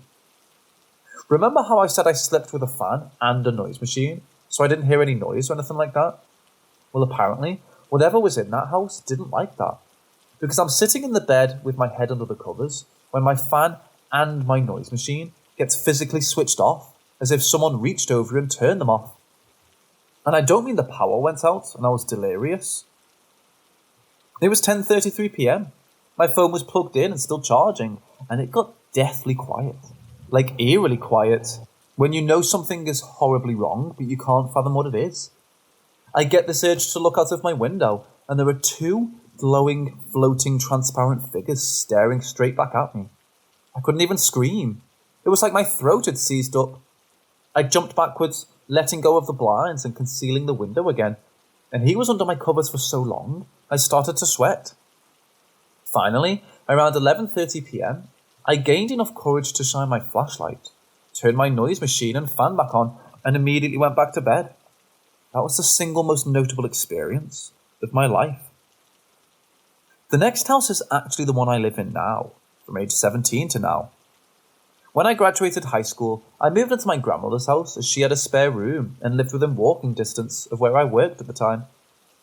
All you need to know about the layout of this house is that my room is literally right across from the basement door, which is convenient, as it's where I spend most of my time, but it's also where the majority of the activity takes place. Down in the basement is a massive open room, which in the back left corner leads to another big room with a wood shop in it. The back right corner, however, contains the hotspot room. I've been spoken to in there, had things thrown at me, I've been touched on the neck and told to get out of my domain, all kinds of crazy stuff. My tech setup is downstairs as well, so I've been playing before, had something thrown at me from behind, and turn around just to see that the door that I damn knew well I had shut, with the light on, swing open with the light off. The one at that house was scratched the letter N into my neck, left scratches on my back, and even attempted to drag me down the stairs once as I was leaving.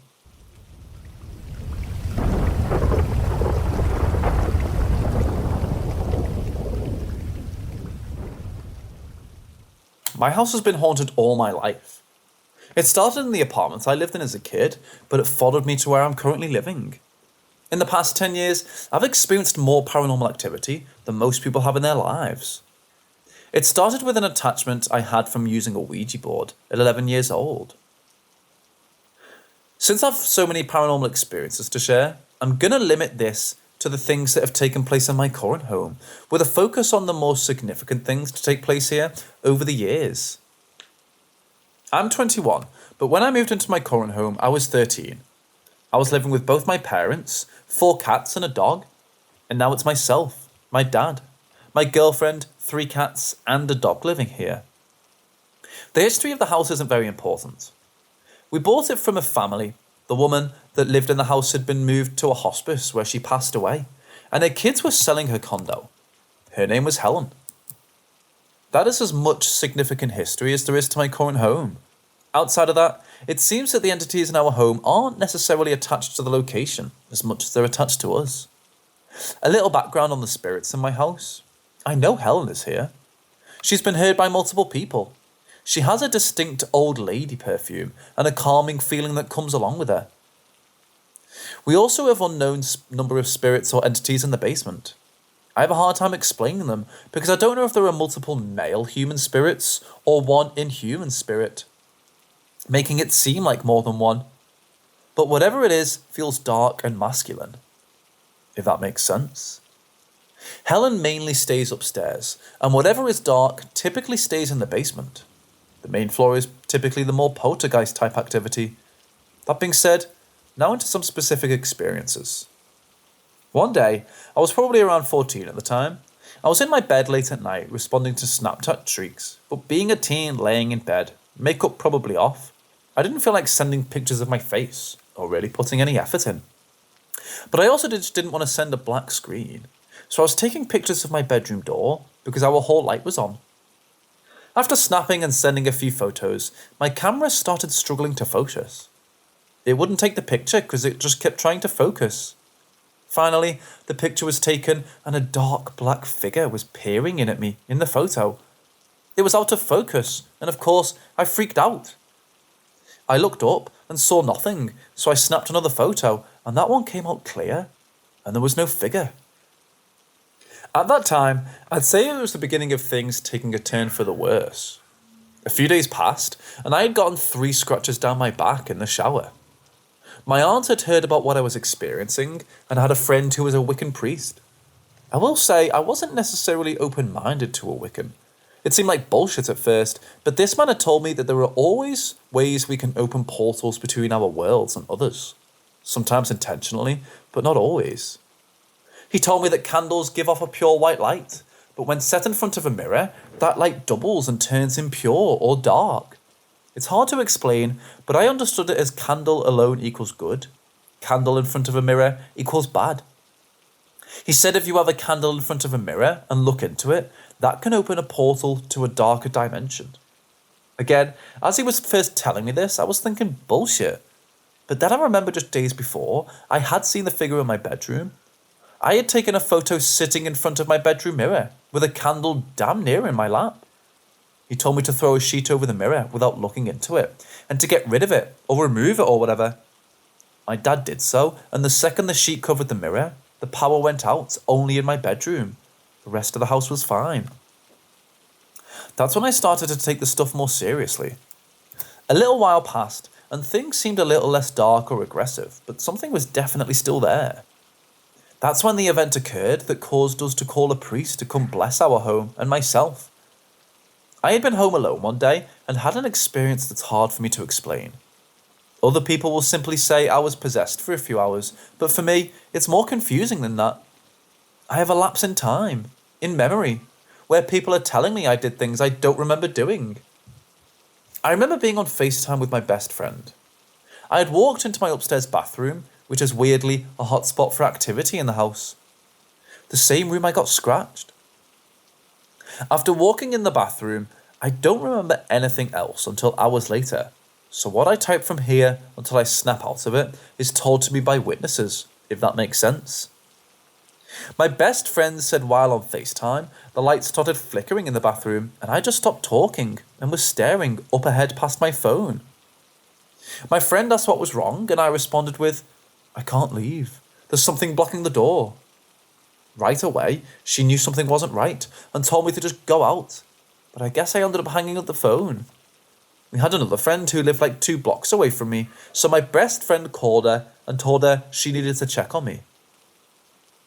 When she got to my house, she looked for me everywhere. Upstairs, main floor, basement, and looked in every room, but I was nowhere to be found. Just as she was coming down the stairs to leave, I was standing in the middle of the main floor. If you walked in my house, you couldn't have missed me. So she asked where I came from and that she was looking for me. She said I responded so calmly and eerily, it wasn't like it was me talking. I told her I'd been in the bathroom, and she said, no, you weren't. I just looked there. Once she said I completely changed, and she couldn't tell it arranged me. I told her she needed to leave, and I even said, you aren't welcome here. Being a 14-year-old girl talking to one of her best friends, that's definitely not like me. She tried to argue about leaving, but apparently, the more she did, the more aggressive I got about getting her out. So out of fear, she left, and her and my friends just kept trying to call and text me to snap me out of it. 3 hours passed, and no one knew what I was up to.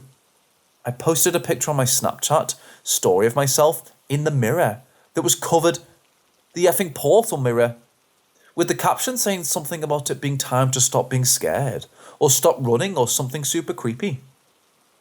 The next thing I remember is sitting on the couch, and the best way I can describe it is like this. It felt like waking up from a nap, except I didn't remember falling asleep, or even going to sit on the couch. After that, we had done a little more research and talked with the priest and Wiccan. I ended up finding out I had an attachment that I created with a Ouija board at 11, and then only strengthened with the mirror portal. I was blessed, and so was the house, and for a long time, things were better.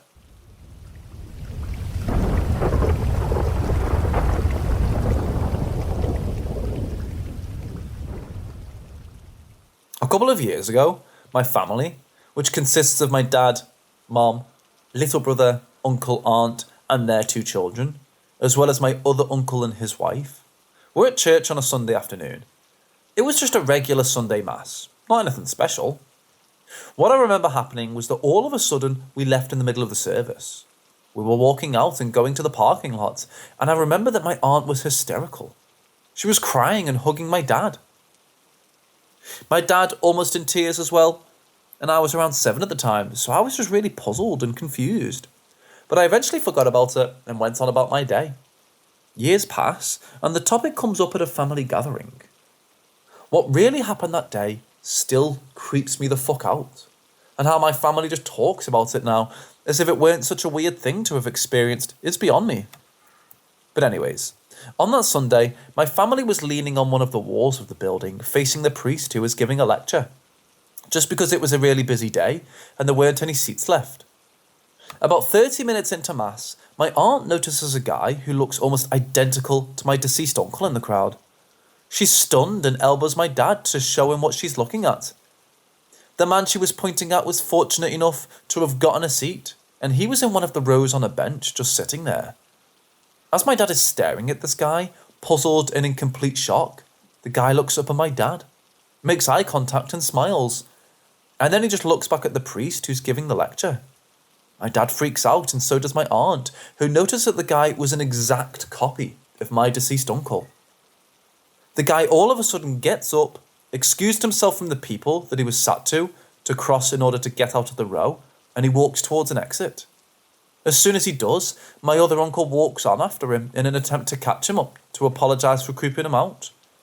My uncle claims he followed up to him to the exit, where he turned a corner, and ended up losing sight of him.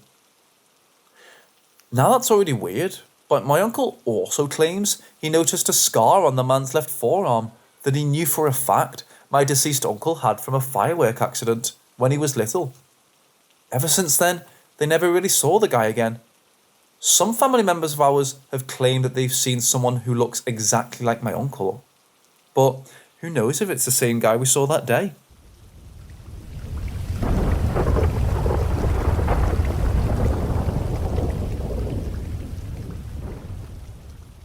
For the vast majority of my childhood, my family has been very near to or within haunting circumstances. When I say haunting, what I mean is this stuff always had very little to no explanation from a realistic perspective. And though I've gone back and tried to get the evidence we had of this stuff at the time, it was many years ago, and I can't seem to find it. To preface this, I want to mention this. I have 3 siblings that I grew up with. I'm a middle child with an older brother, a younger sister, and another brother. I personally believe that children, most specifically of the ages 5 to 10, have a very acute sense for the paranormal. Some of you may know what I'm talking about. It's kind of like a 6th sense where you can walk into a room and it has an energy about it. Sometimes not even paranormal. For example, I've walked into a friend's home before, and the moment I stepped in the doorway, I was overwhelmed with a feeling of goodwill and happiness, despite feeling very neutral the entire walk over. And I've had experience the opposite, where I've walked into my own home and suddenly I'm overwhelmed with a feeling of complete dread, danger, and like I'm being watched. A feeling that remains constant and becomes normal to you if you live in a haunted home. This sense definitely starts to dissipate as you grow older and more distracted with life. When I was 7 years old, give or take, we moved in with my mom's boyfriend. He was the kind of person to befriend many of the neighbours, mostly because he was out in his garage every night playing music and drinking, and the surrounding people were like-minded. One such neighbour lived just across the street, adjacent to us, and I'd gotten pretty close with their son. We'll call him T. I spent a lot of time at their house, and it had that before describing a constant feeling of dread. Unbeknownst to me at the time, their house was constantly getting activity, and it was causing problems with T's parents, I believe. His mom was fixated on it and was constantly recording the home and audio, and I guess she was obsessive. T's dad was a military man and more of a skeptic, and I guess they clashed about this often. She had a lot of EVPs and recordings of their dog reacting to activity, the most convincing of which was a video of her in bed, woken up by the dog growling at the hallway. Her dog's behaviour kept escalating to barking and just going crazy. In the video, she reaches for a handgun. I think in their nightstand. Then you can hear in a low, growling male voice say, "Are you ready?" She stopped showing us the video here, so I suppose that's all she had captured that night. But for the most part, I never experienced anything in the house beyond what she showed us and our family. But one night, T was over with his fam, and my younger brother. And I agreed to head back to his house to grab some toys or something. I can't remember. It's nearly dark outside, but it's just across the street, so no big deal. The house, however, is almost completely dark. We go to his room with very limited visibility, and once inside, T begins telling us that sometimes while he's falling asleep, he can hear someone running around in the attic above his room. The attic door is just above his bed. The moment he finishes his sentence, as if on cue, it sounds like something heavy and loud starts sprinting through his attic. Needless to say, we run out of the house. They eventually had someone cleanse the house and do a walkthrough with the family members, and also my mom. I still remember it was difficult for them, but mostly I remember a story my mom still recites to this day. When they were doing the walkthrough, they eventually arrived at T's room, where she said the energy was the darkest and most dreadful for her. As she begins to cleanse this particular room, T's mom says something like, "I'm gonna hurl." And my mom, clear as day, over her shoulder, can hear the same growling male voice say, "Good." She said that she could feel that whatever it was took pleasure in their pain. But for this house in particular, I'll be straight up. I didn't live in it. There's not much to say about it besides what's there. However, when my mother and her boyfriend broke up, we moved into our very own haunted house. I have a lot of creepy stories from this house. It's not a very remarkable home. It's not a very creepy home, just a regular house in a suburban lower middle class neighbourhood. But we lived there for quite some time, and the activity was bi-daily mostly. Nothing that went on there was explainable. Nothing. To start, when we moved in, the backyard was pretty crappy, with no grass, weeds everywhere, a wooden patio on the side of the house, and a concrete one at the back. In the concrete patio was the name Sarah with a heart drawn around it, presumably done when the concrete was still wet. I began to have a lot of dreams if I thought it was this girl, Sarah. She wore a white gown and had dark hair, and I didn't think much of it until my mom mentioned she's been having similar dreams. Once we had that house fully furnished, all of my siblings and I had rooms upstairs, and I shared the largest room with my younger brother. This room had the most activity, and it would kind of branch out into the house, with this room being the worst. I started having very vivid, terrible nightmares here of my family being killed in the night in unexplainable ways while I could do nothing. The one I remember the best was them all being suffocated by vines that grew out of our beds, while I was the only one awake and being restrained by said vines. I started to remedy this by listening to music while sleeping, and after several nights of music, my younger brother started complaining to my older one that I needed to stop singing at night. One night, my older brother came in and woke me up to tell me to stop singing. I hadn't been using the music that night. I told him I wasn't, and he said he could hear it from his room. I thought this was odd, because I'd barely been falling asleep when he came in, and was still conscious enough to know if I was singing. When he left the room, my younger brother from his bed said, "Who were you talking to?" And I told him, to which he said, "You never came in the room, silly." And I didn't sleep for the rest of the night. There was another time my mom promised she'd buy me a game if I cleaned my room that night, which was good enough for me. I remember that the entire time I was cleaning, the immense feeling of dread and that I was being watched was almost suffocating. It was too much, and I took frequent breaks and complained to my mom. Surprisingly, she understood, because everyone in the house had been having similar experiences. But she shrugged it off nonetheless and told me to stop if I wanted to, but if it wasn't done, she wouldn't buy the game. I was committed, so I continued, and after that conversation, while I was cleaning alone in my room, something told me in a shrill, deep, almost demonic voice to get out. I went to my mom and told her what happened, and she told me to stop for the night, out of concern. The nightmares still continued in this room, and I had begun to lose sleep for many nights in a row. I was stressed, but soon my older brother was moving out, and I'd have his room, and I was kind of relieved at the thought of this. Before we moved out, there was another incident wherein I watched the movie The Ring with him downstairs. When we finished it, he was going to watch the second one, and for some reason, he never disclosed, he really didn't want me to see it with him. He sent me upstairs where I sat in the loft playing Mario Kart on the Wii, and that feeling returned. It's unmistakable and very clearly different from the feeling of being creeped out. You know something is there with you because its intensity is so much higher. I complained to my brother 3 separate times that I didn't want to be upstairs alone right now, and he didn't listen. After the last time I came back upstairs and the bathroom light, fan and shower were all on, I didn't even turn them off. I was too scared. I just sat on the stairs waiting for the movie to end. At this point, a lot of us kind of lived in fear of our own home, and tensions were high. We were always on edge. I got into frequent arguments with my older brother, and I developed general anxiety disorder and was up several days in a row because of insomnia. There are many more little incidents, but I can't cover them all, just the major ones. Eventually, my brother moved out and I took his room. My mom took our old room with her new fiancé and used the master bedroom downstairs as an office. My younger brother temporarily shared it with my younger sister. Now, my mom has the nightmare room.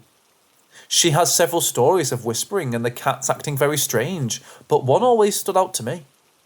So one night she's asleep and she hears something open the door and then feels a weight pressed down on the bed by her feet, like someone sat on it.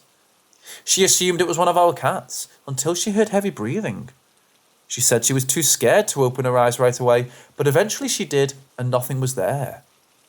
The weight on the bed suddenly lifted and she woke up by now, my stepdad, and asked if she had explained what she just did. I had developed a very serious fear that someone was going to break into the house, and my insomnia only got worse because of it. I'd stay up for sometimes 4 days in a row and just stare at the light under my door. Sometimes I'd sit at the door, afraid someone would try and open it. Often I saw shadows move in with the slit under the door, but it could have just been my mind. I attribute my mental state at the time in part to the house and whatever was in it. You would have to be and live in it for years to understand. Whatever it was not friendly. It didn't want us there and never became content with us being there. I have since revisited the house after coincidentally sending mail to it and spoke with the people who live there now. They seemed very on edge and would only open the door a sliver to talk to me. And I wonder if this is what we were like when we lived there.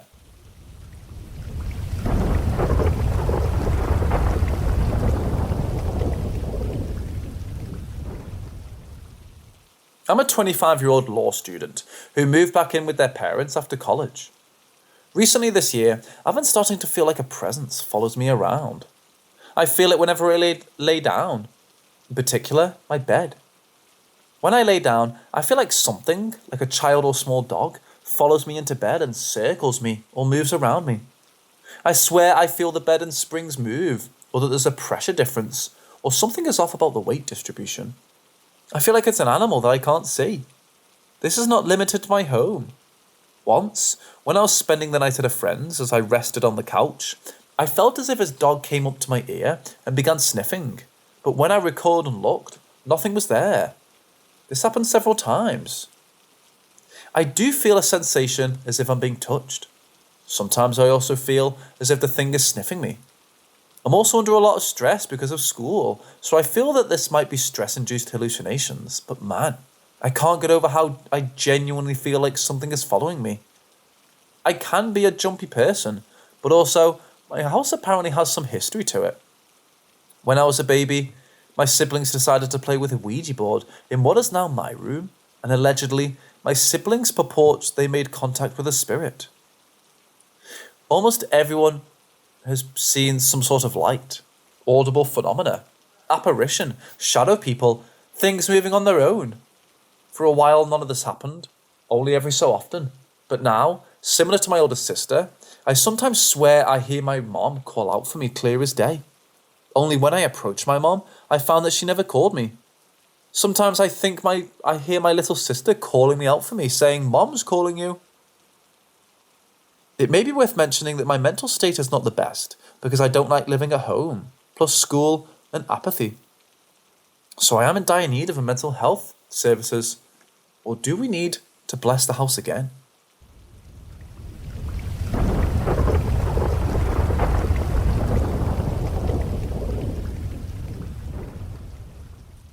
Okay, I need at least some form of idea what happened, or closure that this happens to anyone else. So I have a dog. Her name is Sagan.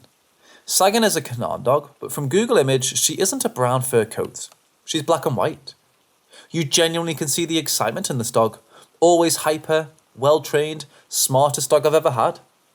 She's even smart enough to open the door to our room when she wants to go downstairs and eat food and come back up. And overall, just a glowing puppy. So I live with my boyfriend, and we both own Sagan. Me and my boyfriend stay up late for his streams for Twitch, and we always play COD or Minecraft or whatever. Don't remember the time exactly, but I'll say 2 a.m. Sagan was in our room next to my boyfriend's setup, watching him play. He was hungry, so I went downstairs to make noodles for him. I remember opening the door, and I looked at Sagan and talked to her in a baby voice. "Want to come down with me, Sagan?" And usually, if she wants to go, she runs outside the door and waits for you at the start of the steps and walks you down. If no, she sits down and stares. This time she sat down, which answered my question.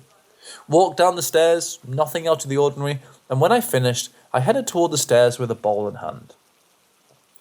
At the start of the steps, I see Sagan lying in the middle of the stairway, which shocked me, because usually when she changes her mind or checks up on you, she goes downstairs and runs to me and just follows me everywhere, every step. I didn't hear the door open if she did open it, but I ignored it and excused it to me just simply not hearing her open the door anyways. Sagan, she looked tired. I looked at her and she never slept downstairs. She always slept with us, so I was kind of worried, but not too much to freak out. Just more like, she's tired and maybe she just wants to lay there. So I pet her and talked in a baby voice and said, "Love you." And I expected the door to our room to be open. Like I said, Sagan knows how to open the doors, but not close them. So seeing it close, I just assumed, alright, my boyfriend closed the door. When opening the door, fucking Sagan jumped on me, hyper as usual, and I was so startled. I did a 180 to look at the steps, and that dog I saw was gone. I didn't hear footsteps or shuffling or something going down the stairs. I just didn't see anything, and it happened so quick, it's like this shit teleported as soon as I opened the door. I asked my boyfriend if he let Sagan out of the room or heard Sagan open the door, and he said no, and that Sagan was in the room waiting for me the whole time. I told him what happened, and he just said maybe I'm tired. But the thing was, our sleep schedule was completely fucked, where we sleep all morning and wake up at 10 p.m. to start streaming. So being fully awake and seeing that really left me speechless and just lost a train of thought. Only thing I can think was, what the fuck did I touch? I petted her and felt the fur. I touched the thing that wasn't even my dog. He just said, concerning, but laughed that the house was haunted and made more jokes like, Sagan, do you have a twin? Don't get me wrong, I laughed too, but I was still startled. I went back downstairs to double check everything, and while in the kitchen, I was just scaring myself and it gave me goosebumps. And after that, I tried to ignore it. But the more I think on it, the more it just doesn't sit right with me. So I couldn't be too tired, since I was fully awake and fully aware of what was happening. Couldn't be my eyes playing tricks on me, since I got face to face with this and touched it. It looked like my dog, felt like her, and it's just such a trip. And I needed an explanation for it.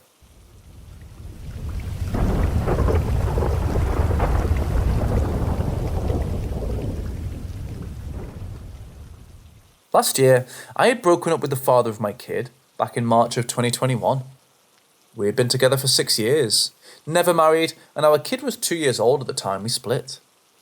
He took his life a few months later, in October of 2021. In the apartment we used to live in, I could see my kid talking to the wall. Or once, I thought I saw someone in my room, and when I put on my spirit box to see if I could hear anything, a voice came out saying, "Hey," in his voice. I didn't hear it at the time, but my new boyfriend was recording and caught it on video. I moved out the house and got into a bigger apartment, since I wanted a 2-bedroom apartment for my kid and my boyfriend and I. We've only been there since September of this year, and I've started noticing strange things. Once, I heard a voice come from my child's baby monitor, calling out, "Hey." Another time, my boyfriend and I were fixing something in my closet when we heard something like keys jingling, but couldn't find the source. My kid has woken up crying a few times, pointing at the bedroom door. Next to the door, I have a small bookshelf with a picture of my son and his father, encased in resin, and his ashes in a necklace displayed. Something we think we see a head poking from behind a wall in our bedroom at night, and I'm always feeling like someone is watching me at all times, even when I'm alone. Even our cat once sat and just stared at the hallway to our bedrooms and wouldn't look away, which is kind of unusual for her. For Halloween, I put out a table with a few decorations, and since I'm a practicing witch, I put one of my tarot decks out. I set out for a few of them spread out with the death card on top, since I knew it would creep out my friends. I had it in the upright position with the other cards. The death card in the upright position means the ending of a cycle, change about to come. I had left the house for a few hours after setting it up, and no one had been home at the time. When I came back, I noticed the card was still in place, but reversed. Death.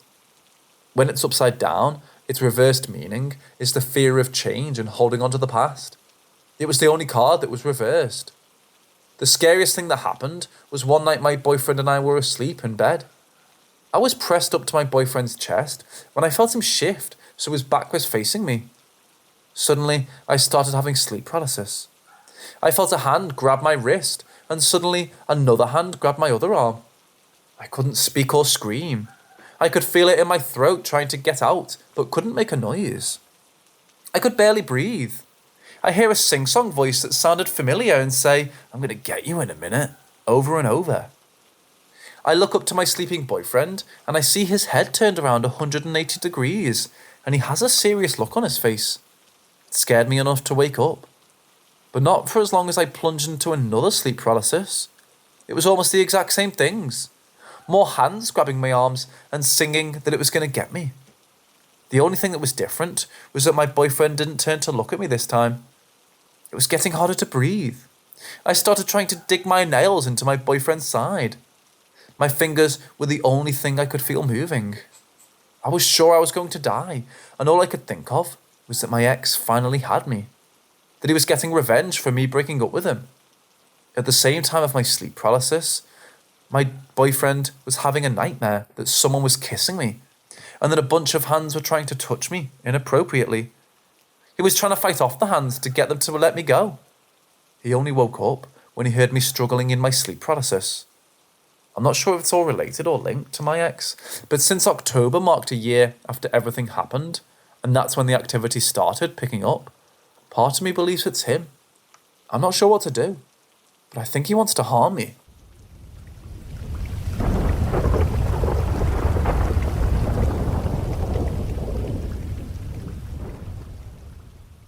In the 8th grade, I lived next to my grandparents. I would visit them pretty often as I'd go over there to eat, hang out, or to see my uncle's dogs.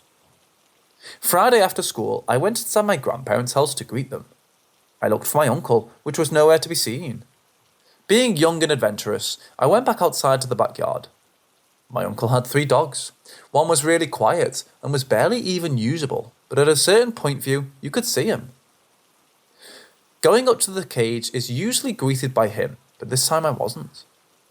I was about to leave until I heard him walking up to the cage, panting and looking in distress, and more drained than usual. His eyes were pitch black, and his paws had more dirt on his white fur than usual. He looked like he'd been trying to dig pretty deep. The air felt tense and still. The other animals were quiet, and the wind was barely blowing. The feeling brushed off as I was just happy to see him. I pet him, even checked if he had food, and he did. Even water was even spilt, meaning he'd been drinking it recently. He was a French bulldog, so I wasn't thrown off by how dirty his paws were, or the mess he'd made in his cage. I left after a few minutes of thinking nothing of how black his eyes were, or how dirty his paws seemed. Going back inside, my uncle greeted me. He then asked me what I was doing before he'd got there. I told him I was petting Kilo, the French bulldog. He laughed, saying, "You're joking, right?" I said no, putting a blank face as to why he would even ask such a question. His face turned pale. He gave me a look as if he was concerned for me. Being confused, I just said, "Okay, I'm going to go now." Hours passed by, and I visit them again, only to go into my uncle's room to ask him what he meant by my joking. He gives me a long blank face, and then proceeds to tell me that he's been dead and cremated for 2 weeks already. I thought he was playing a prank on me, since I was young, but he says, "If you don't believe me, look at my dresser." He was there. His ashes are in a small box labelled with his name and date of when he was born and when he died. It's been 4 years, and the only thing I wonder is what I was petting that day. Ever since that day, I haven't been able to pet a dog comfortably.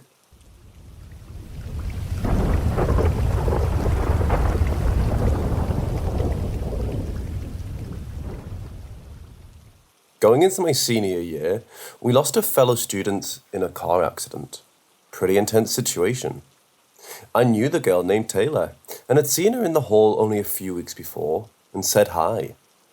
We were never great friends, but we had a few mutual friends and had spoken recently on chat about the guy we both knew named Eric, who was a few years older than us. After Taylor passed away so tragically, and a lot of hurt was seeping into our community, the mutual friend was devastated at the news and met with her family for the first time after her death. I'll start with lucid dreaming daily and have a very good idea of what's happening in my dreams as they occur. Scarier than you might think. Taylor came to me in a dream one night. I was looking at her from across desks when we never had a class together. I said, "Taylor, why are you here? You shouldn't be here." In my dream, my friend Jade turned around and said, "Who are you talking to?" Taylor disappeared before I could point out that she was clearly there. All of a sudden, I was in this local graveyard beneath this tree on a hill with her. She just kept repeating in sobs, "I'm so scared. I'm so cold. I don't know why I'm here. Please help me. I want my mom. I want to go home." All I could do was try to get words out to comfort her or something, but nothing came of it, and I woke up. There was a service a few weeks later where the majority of our school attended. She was driven away in a hearse with her family behind for a private burial in the local cemetery. I caught up with our friend Eric at the service, and he said they locked the most beautiful spot for her, on a hill, under the tree. I had no way of knowing that I had dreamt of Taylor a few weeks prior to it. To this day, it seems so real when she came to me in my dream. That was really crying out for help to one of the few people that may have been able to hear her. I've had a few crazy experiences with paranormal happenings, and I'm happy to share them. But it's always a somber feeling when I realise they aren't made up, that the fear I felt through every experience was real. The people around me felt real fear. There's so much more to this world. We'll never know.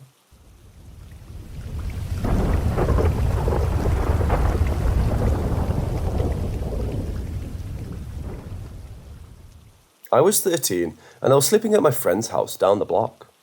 It was night time and my friend's brother went to an abandoned psychiatric centre and told us about some stuff that supposedly happened to him and his friends.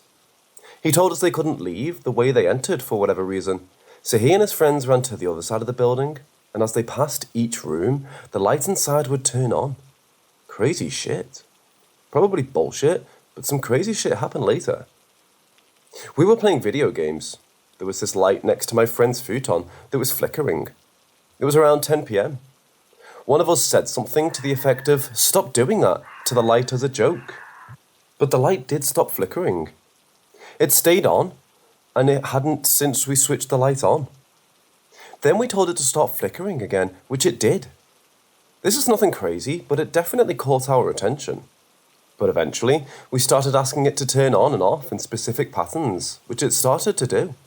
Stay off 5 seconds, blink 3 times, stay on for 5 seconds, and blink 7 times, and stay off for 8 seconds. Stuff like that. We would usually begin and end the patterns by staying on or off for a certain amount of time. Then it would go back to basically being on and flickering. But then we would start a pattern and it would stop flickering, then either stay on or off for however many seconds we said, and then light up and turn off in even steady intervals to show our patterns. Then go back to flickering. It wasn't natural. It was like someone was turning on and off with a switch, but it wasn't connected to a switch on the wall. It was like a novelty beer glass with a light in it. Not a regular lamp like you're picturing. Its on and off switch was one of those wheeled things along the cable of the plug. There was no way to turn it on and off remotely, and it did these patterns perfectly. Me and my friend continued to tell this light to perform patterns by lighting up and turning off. We did this for hours. I cannot emphasize enough that it did not mess up once. It was never just close enough. If we told it to stay on, it would stop flickering and stay on and work properly until we told it to do something else. Or it would stay totally off if we told it to. It would stay on or off for any amount of time we asked, even minutes at a time. Like we could tell it to turn off and come back on at a certain time, or vice versa. It would do exactly what we said as soon as we said it. It was just impossible to be that accurate by chance. It was perfect, every time, for hours. These patterns got more and more complicated, and as long as we continued to do this, and not once did it perform the exact pattern we dictated. But one particular thing I remember is me telling it to blink 300 times. And then it started rapid fire blinking super fast. Way faster than I had the whole night prior. And as I was watching it blink at super speed, I said stop. And the millisecond that that word came out of my mouth, it stopped. Wasn't complicated, but it was unique. We didn't ask it to blink that many times in a row before, and when we did, it just took off. Then I stopped immediately after I said stop. Like, this shit was mind-blowing, but it was really happening. We had to make sure that his brother hadn't found a way to mess with us through the night, but we couldn't figure out how. The same outlet that the light was plugged into had an alarm clock plugged in as well, which was acting totally normal.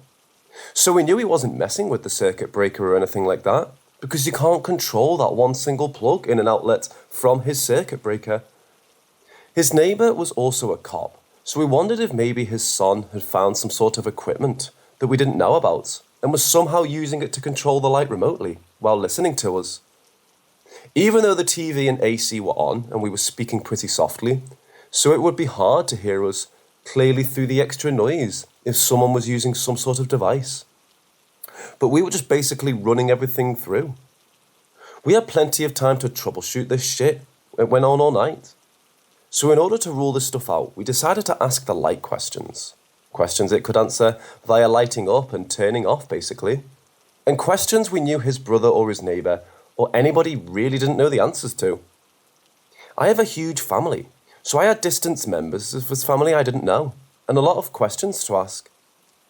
This was essentially, I'm thinking of a number, and it would steadily light up and turn off the number of times in my head, then go back to flickering. I asked questions I knew no one in his family or his neighbours knew, and my friend asked questions about people I've never heard of, and I'm sure my family hadn't. In case someone from my house was outside my friend's house to mess with us and answering the questions. I would ask a million questions just like that, to the number in my head each and every single time. My friend said the answers to his questions were correct too. It could have been his brother or anyone else messing with the lights. They didn't know any of my cousins or anything like that. Realistically, no one would have been able to hear us anyway. We were purposefully being very quiet and had the TV pretty loud and the AC was on. The only person it could have been was my friend next to me, but we were holding hands the whole night. Most of the time, all four hands were involved, so he wasn't controlling anything without my knowledge, and I knew he didn't know the name of my uncle that died as an infant and other random stuff. Eventually, we saw no other way. There was actually something in that room next to us, and we were openly communicating with it. We never held a seance or anything like that. It just showed up. We were getting scared though. I remember we were holding hands super tightly, but once we decided this has to be some crazy shit, we asked it questions about itself. Again, questions it could answer numerically, or yes or no. It was pattern A for yes, pattern B for no kind of thing. What I remember it saying is that it's a human that had died. It was a he. He was black and was aged 13 when he died, and that he had been a patient at Pilgrim State Psychiatric Centre near my town before it had shut down, the one my friend's brother went to. But who knows if that's true? If it can communicate, it can lie. Maybe it was an alien. Seemed like it could read minds, or it actually just had knowledge about our families. It said God and the devil are real. I don't remember everything we asked for, just random things like asking if it was the same ghost that visited any of my siblings, because they had some weird stories. It said no. We asked if he knew who had haunted them. Said yes. We asked if it would come back. Said no. We asked if it wanted to hurt us, and it said yes. It also said it was going to kill us when we asked, and when we asked if it was going to kill us that night, it said yes. It did not, however. We were definitely scared, but after a while, it still hadn't killed us. Like me and my friend were holding hands, and our other hands on top of our held hands. So it was like we were holding all four hands in a big bundle. Towards the end, it hadn't killed us yet, so we began inquiring as to how it might kill us. Like, were the syringes with something deadly in our shoes? Or was it going to poison our milk and our cereal? If it would kill us after we opened the door? It said yes to every way of killing us, if I recall. Eventually, around 6 a.m, I remember just going and unplugging the light. We didn't want to before that, not sure why. Maybe because this was the craziest thing ever, and we weren't sure if unplugging it would make it just stop. But it was also threatening to kill us, so eventually we did. It was early in the morning by that time anyway.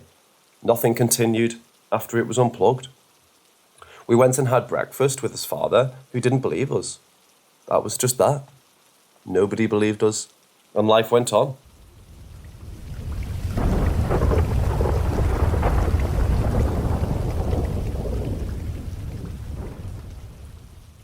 I'm in the military, separated from my spouse, but not divorced, so I'm still allowed to live in a house.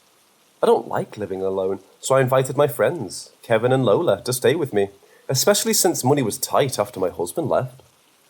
Earlier this year, 2019, my housemate Kevin went on leave to visit his girlfriend and brought back a ghost that had been with her. At first I was pissed, because I used to be absolutely terrified of any ghost, nice or not. At first nothing happened.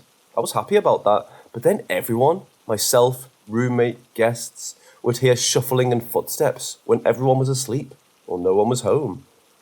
At first it freaked me out, but we all laughed about it when Kevin told us that the ghost started bringing him cans of Coke in the middle of the night. And we decided to give the ghost a name. George. George kept up with the footsteps and shuffling, but there still wasn't any definitive proof of his existence, until one night 4 of us, Kevin, Lizabelle, Lola and I, were drinking beer around the edge of the bar counter in the kitchen. On the other end of the bar, against the wall, around 6 feet away, were 3 wine bottles and a plastic water bottle that had been sitting there untouched and unmoved for months. We all got louder and louder, talking excitedly over each other until we were yelling. At that point, the water bottle, that had been unfazed by anything for months, flew off the counter. We were all facing in its general direction, but too far to touch it. No one had hit the counter or anything. Well, and also it didn't fall. I mean, it flew across from the kitchen to the dining room, landing about 15 to 20 feet away. We all watched it happen and were in shock. I picked up the water bottle and we concluded that George does not like loud noises. About a month later, I was home early from work and everyone was still gone. I was in my room getting dressed for my college class when I heard movement in the kitchen. Shuffling. The sounds of plates and cups being moved, as if someone was doing the dishes. But I hadn't heard anyone unlock or open the front door. And my housemates had already texted me, saying they wouldn't be home for a few hours. I grabbed the revolver and cleared every room in the house out of fear that someone had broken in. When I determined I was alone, I said to the empty dining room, "Oh, George, it's just you. You scare the living shit out of me. I thought someone had broken in. Next time, just let me know it's you." He never did let me know if he was going to be making noise, though. He exists on his own terms. Time passed. We kept working. We kept drinking. George kept shuffling, but nothing new. In July, Beatrice and her daughter Elsa moved in, and her girlfriend Zelda. Our friend Mikey and Lizabelle started staying over more often. Lizabelle said she heard George every single time she stayed over. By August, they were there almost every single night. One night, when Kevin left his room in the middle of the night to go to the bathroom while everyone was asleep, he saw the black figure of a man standing at the bar. He simply said, "What's up, George?" and went about his business. Another night, when Lizabelle had fallen asleep on the couch, she woke up in the middle of the night to the sound of movement in the corner of the living room. She turned over to see what had made the noise, and she saw the black figure of a man standing in that corner. She said, "Hi, George," rolled over, and went back to sleep. Toward the end of August, Kevin was discharged from the military and went back to his home state. No one in the house heard or saw George after he left, and Kevin said he hadn't heard or seen him either. We didn't know where George had gone. We were sad. A few weeks ago, at the end of October, Kevin came back to the house to gather the last of his belongings and visit. Still, no sign of George. The week between Kevin leaving once again and everyone moving out on November 1st, George made himself known again. Once, when Lola was in the house alone, he turned on a water faucet. And the second time, he did the same to Beatrice. Now Kevin is in his home state. Beatrice, Zelda and Lola moved to another home. Vinny and Lola are back in the barracks, and I'm travelling across the country to my home state now that I've been discharged as well. We don't know where George is now, if he left with someone or stayed in the house, but we anxiously await for him to make his presence known.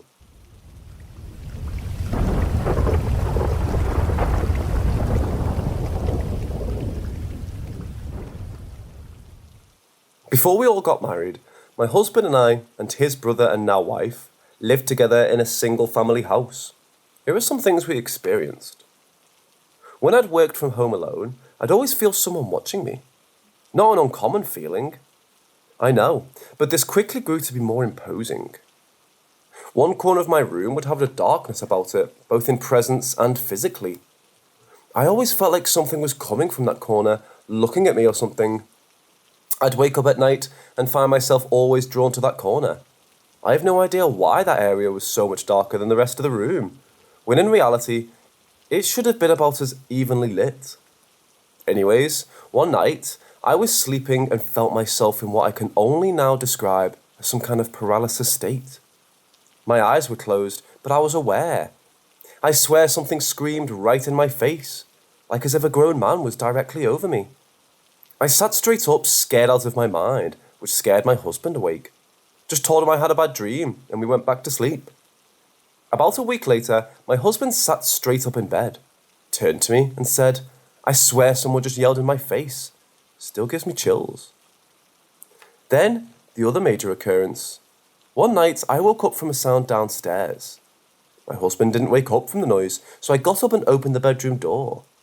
As soon as I did, so did my brother-in-law. At that exact same moment, we opened our bedroom doors to each other and agreed we both heard something downstairs.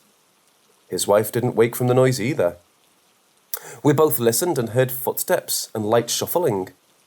At this point, we wake up our spouses, lock ourselves in a room and call 911. The police come and find no one else in the house and nothing missing. We had a ton of valuables out and easy to grab had someone broke in. They do inform us that our basement was trashed. The strange thing is we only have storage boxes down there and we basically never went down there. The bulkhead to the house outside was locked, as well as the door leading into the basement from the inside the house. The storage boxes were thrown all around, but again, nothing missing. We moved out a couple of months later. After the fact, we found out that the house was a new construction built over a multi-family house that burned down. Not sure if there were any deaths associated with that.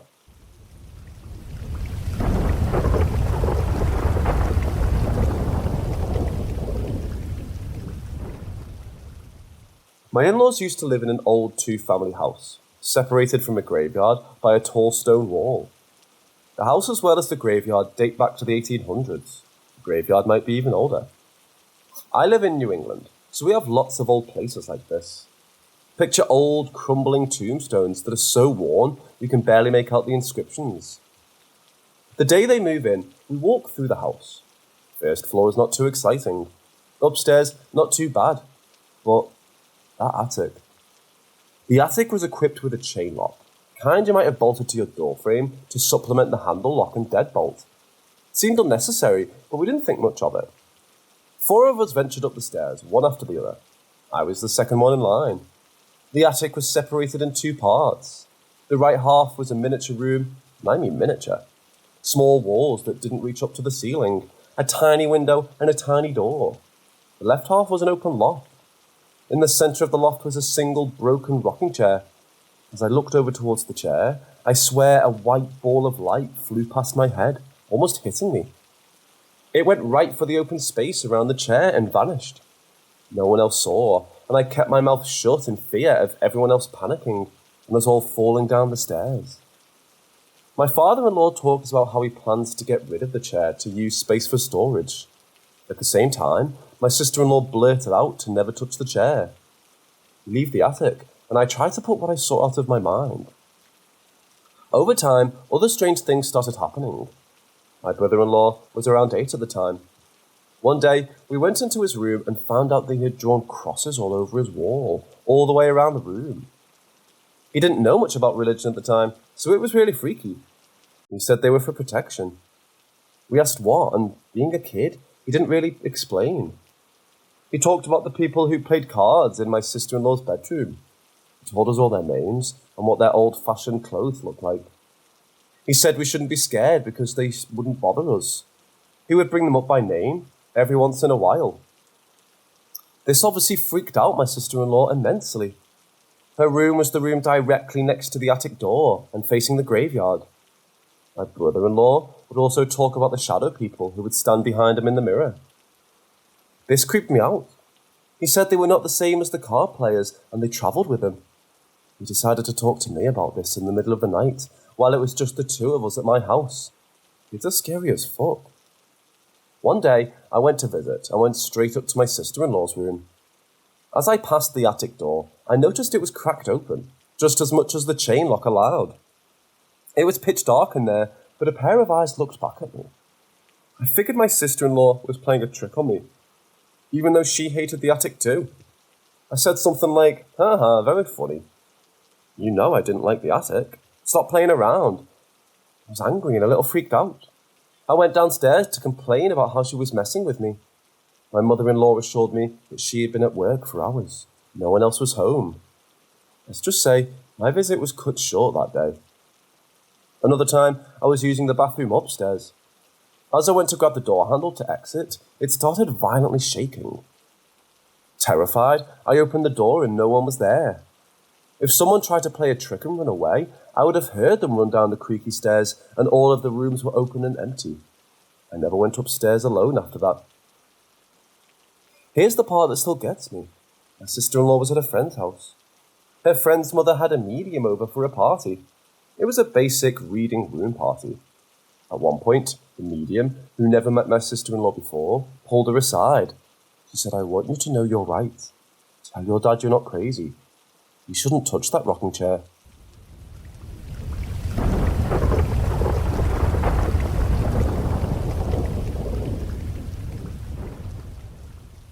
First experience was when I was about 10, laying on the top bunk, back against the bars, and felt a heavy poke on my back. Then the room went icy cold. I just lay there terrified and awake. Nothing came after that, really. We then moved to a flat once my parents divorced. My mum experienced people calling her name in this flat, where her master found out someone had hung himself there years before. My friend came to stay over once too, but went home because something freaked him out when he went to the toilet, and he's never told me what it was. Again, when I was about 14 to 16 years old, we lived in an end terrace council house, and every so often I'd wake up. But when I'd wake up, the room would be black. I mean, absolute darkness. And I'd see the outline of what I'd imagine was a man at the end of my bed staring over me. The real fun started when I bought my first house with my ex. I'll cut the bull and get to the business.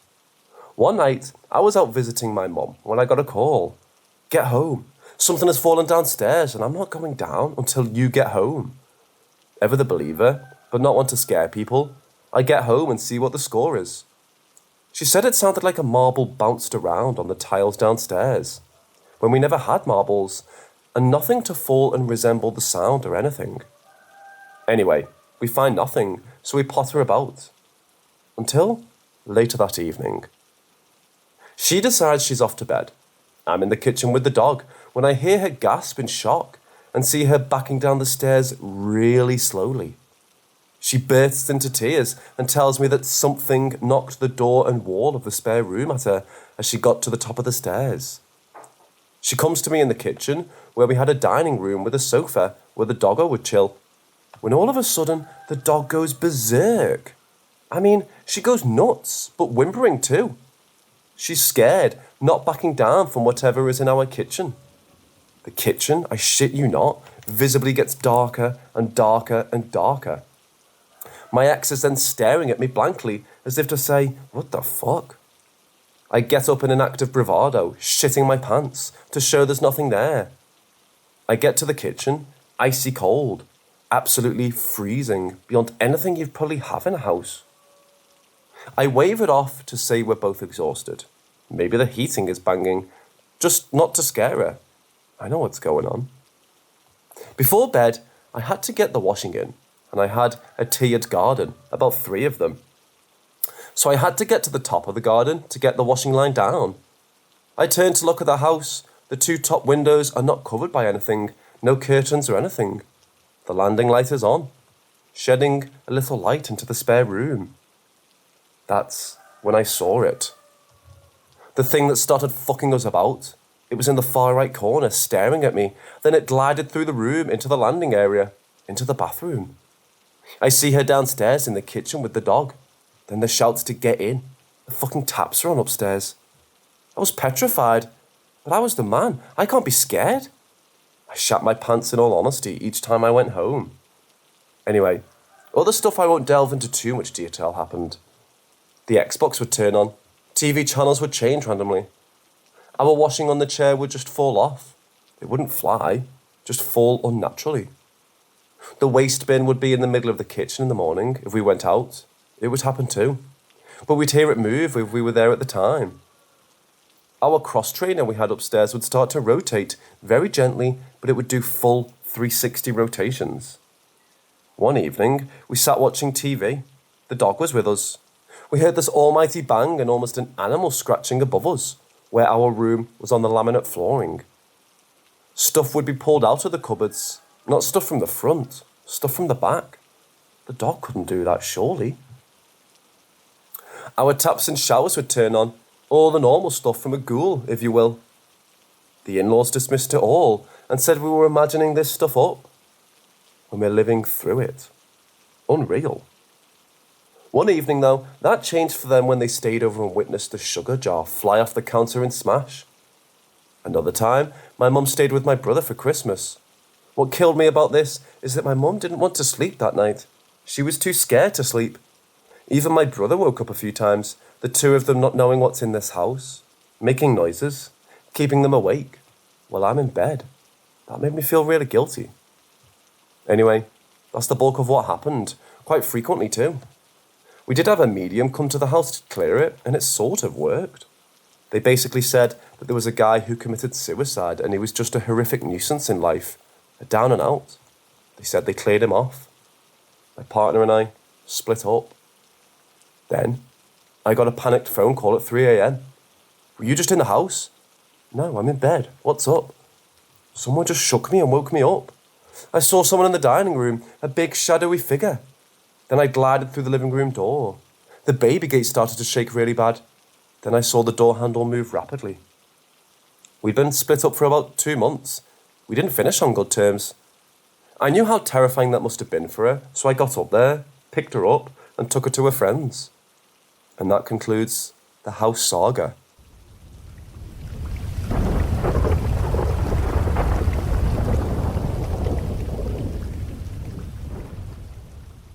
First of all, I cover work in 2 buildings. These include night shifts alone. One building is known to give people experiences, the other not so much, until about a few years back. The first building was opened in the 1930s. During the war, where I'm from was bombed pretty bad, as it was a main dock supplying the Navy, to supply the army, etc. So the building was used as a mortuary for locals who perished. The place has a grand old hall and a crown court that's no longer in use. My first experience was seeing an orb on the CCTV. I thought it was just dust, but when it started prancing around, I knew it wasn't just dirt. A fly, maybe? Who knows? The next one was a while later, where I'd hear bangs in the building. I know it's old, but these weren't the heating systems kicking in noises. These were door slamming noises. One night on patrol, I went through a key code door. I go through the door, it closes. I take no more than 5 or 6 steps, and all of a sudden, it's beeping. Something has entered the exact code to release the door, but the door doesn't swing open. It's just the code has released the magnetic lock. I'm frozen to the spot with my torch and carrying on my patrol, because I have to. And now, I'm in the old court areas. I have to go through the old courtroom, past the dock area. Then I hear an almighty banging from down in the cell area. And no, I absolutely did not go down to check. My return back to the office resulted in a phone call to be told I'm suffering sleep deprivation. Another experience, looking up at the central block of the building at around 3 a.m, I noticed the lights coming on. These lights are on a sensor system. Could have been a fly, something falling, but I saw someone up there. It was definitely someone up there. Someone working late I didn't know about. So funny announcement, nothing. I go to check, no one is there. Zilch. I log it and carry on my shift. Another night, I'm sitting at the desk. It's in the open of the reception area. The reception area is huge and grand steps up in the centre. I'm doing office work to catch up. There's this almighty bang on the desk, and I very nearly lose bowel control. I'm just sitting in absolute shock, as anyone would. Then I see something drifting into the top foyer area, just gliding past. I open the front doors and get some fresh air at this point. A few hours later, the corner of my eye catches my torch, very dimly lit, almost as if the batteries are on their last legs, like the torch is burning out. Problem here is my torch isn't on, and the batteries are brand new. Turns out, the spirit must have used so much energy creating the bang, it sapped my batteries for much energy. Can this happen, guys? The most recent was opening the gates. When you open the gates, you can see the frosted or misted windows in the cell area at the back of the courts. These are below the dock area, obviously. I open the gates around 7:30, turn and head back, and the sound of a bicycle coming into the yard makes me turn around. As I acknowledge the cyclist, I see someone in the cell area of the courts. I get back to the desk, ask my colleague who's in the courts. No one. He goes to check, nothing of note. Around 10 a.m, some guy comes in to do some work, ironically in the courts. We give him the keys, the badge and the codes. The guy comes back, sweating and almost as white as a sheet, and says he's signing the job off as a two-man job. We ask what's up, and he looks like he's about to cry. He says he'd go to one of the courtrooms where he was doing some work when he heard a shout from the cell area. So we went down to see if there was another contractor there. He then heard another shout going from the cell area where I'd seen the shadow. So he follows the noise. Then has horrific chest tightness and an anxiety attack. What he said then really shook us both. He said the first cell door was slightly ajar, and standing in the gap was a wide-eyed person staring him down. We never saw that same contractor again. That's pretty much that for that building. The other was built on the site of an 1800s monastery. This building is very quiet, but each time I go through this certain part, I get a tightness and mild anxiety. Nothing nasty. It doesn't feel dark, but it's something. I spoke to a medium friend who doesn't know me well enough to know where I work, let alone what it looks like in this particular area. When he reels off the decoration of the area, the particular part of the building, even the colour of the carpet, he then says a little girl follows me around the area because I make her feel safe from the others. I'm shitting my pants. So this little girl is following me around where I work at night. That explains the corner of my eye tiredness shadows of a kid running past. Anyway, I ask him to help her move on, as he does. I get the most amazing smell of flowers around me. Even my friend noticed this. Apparently, it's a thank you from her for looking after her and then helping her on. Not long back, some out-of-hours staff workers on the 3rd floor rang down in a panic. They always travel in twos to the toilets because they're scared of the building. They've rung and said there's a little girl on the 3rd floor hiding around a corner, and she keeps looking at them. I'd normally dismiss this, but I go check this out with them. I see nothing, and go back to my office. Another night, they report they saw someone staring at them from the 3rd floor window whilst they were having a cigarette around 2 a.m. They're outside for about 15 minutes, then come to the office and ask if I saw them making jibes at me. When I tell them I've been here the whole time, their faces drop instantly. They didn't work the night shifts again after that.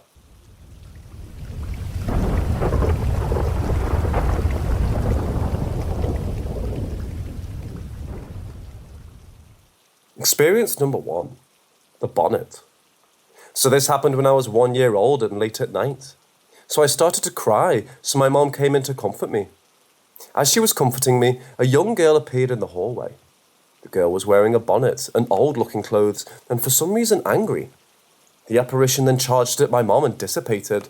Keep in mind, my sister was not born at the time. Experience number 2, an old man. So I was older and was eating breakfast, getting ready for school, when I heard my mum and brother talking about seeing an old man taking a leisurely stroll down the hallway. Of course, I was confused about the ordeal since I hadn't seen anything, but it was still a cool experience to hear about. Experience number 3, dread. So my brother was sleeping with the door to his room open when he suddenly felt a presence staring at him. So he opened his eyes and looked into the hallway where the girl with the bonnet was staring at him. Terrified, my brother froze in fear, in which the girl asked, "Hello?" I've kept my door closed since then. Experience number 4, horror movie singing. This was a self-experience in which we, my family, were watching America's Funniest Home Videos. We all paused the show and took a restroom break, laundry sorting and a few other things. Me and my sister were the only ones in the living room, and only my sister could have sung it. It was the young girl in the horror movies that sang like Ring Around the Rosie. My sister heard it too, who exclaimed it wasn't her who sung it. Just a month or 2 ago, she told me that while that happened, she saw the girl with the bonnet swinging on a swing in the hallway. Nightmare fuel. From these experiences alone, it caused me to believe in the paranormal. And to add insult to injury, my previous house owners saw the exact same spirits.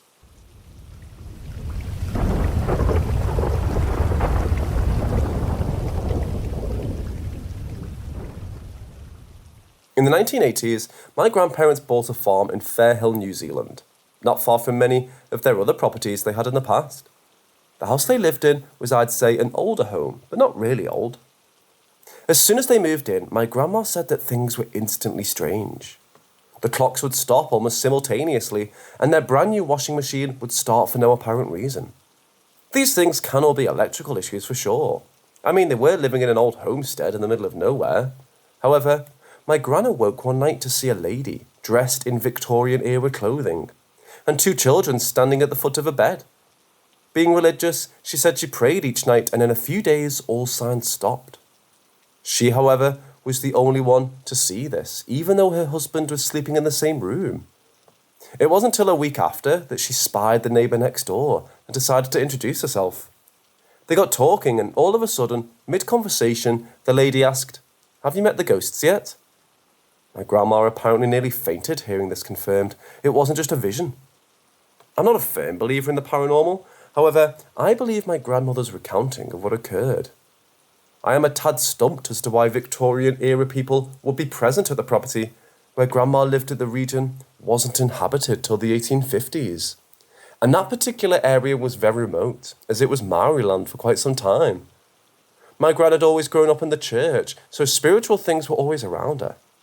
As a kid, she remembered her aunt warning her of the ghosts in her home, but I think that may have been something to get her in check. Another story is of her uncle's home in the marshlands. It had been in the same family for over 100 years and had 4 generations in it. Her uncle and aunt could never leave the home because when they'd return, the house would be wrecked due to the ghost that lived in the house. Why would a ghost that's related terrorise a family?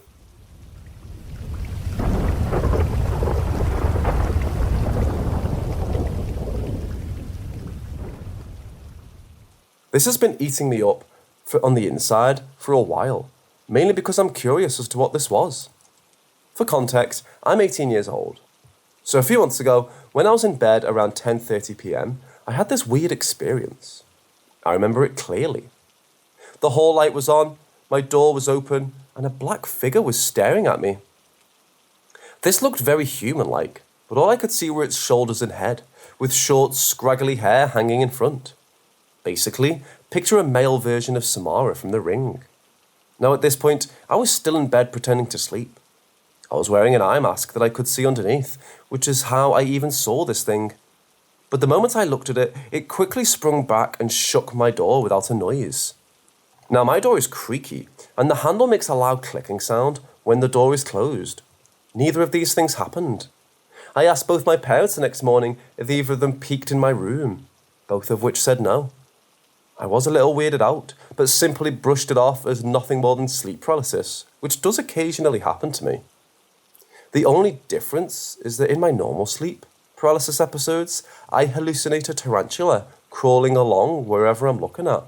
Not a humanoid figure, but no biggie, right? Wrong. The next night, around the same time, I saw the figure peeking at my door again. This time though, it was holding something. I couldn't make out exactly what it was since everything was blacked out, but it looked like a bottle. But when I looked at it this time, it didn't go away. Instead, I was able to move my arm and then it left, quietly shutting my door again. This pretty much told me it wasn't a sleep paralysis, since I could move. It hasn't happened again since, but lately I've been thinking about it again. I've been watching a lot of urban legend videos lately, but one regarding the boogeyman caught my attention. The description of the boogeyman was eerily similar to this figure. The only difference being the boogeyman wears a hooded cloak, and this thing didn't have one. Another thing is the boogeyman usually goes after their children, and as I mentioned earlier, I'm 18. Does anyone else here think it could have been the boogeyman, or something else? I'm not sure, and I still don't know.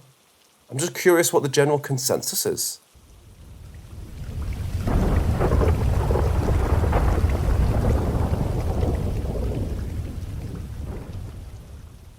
Apparently I attract benevolent spirits who rarely appear now.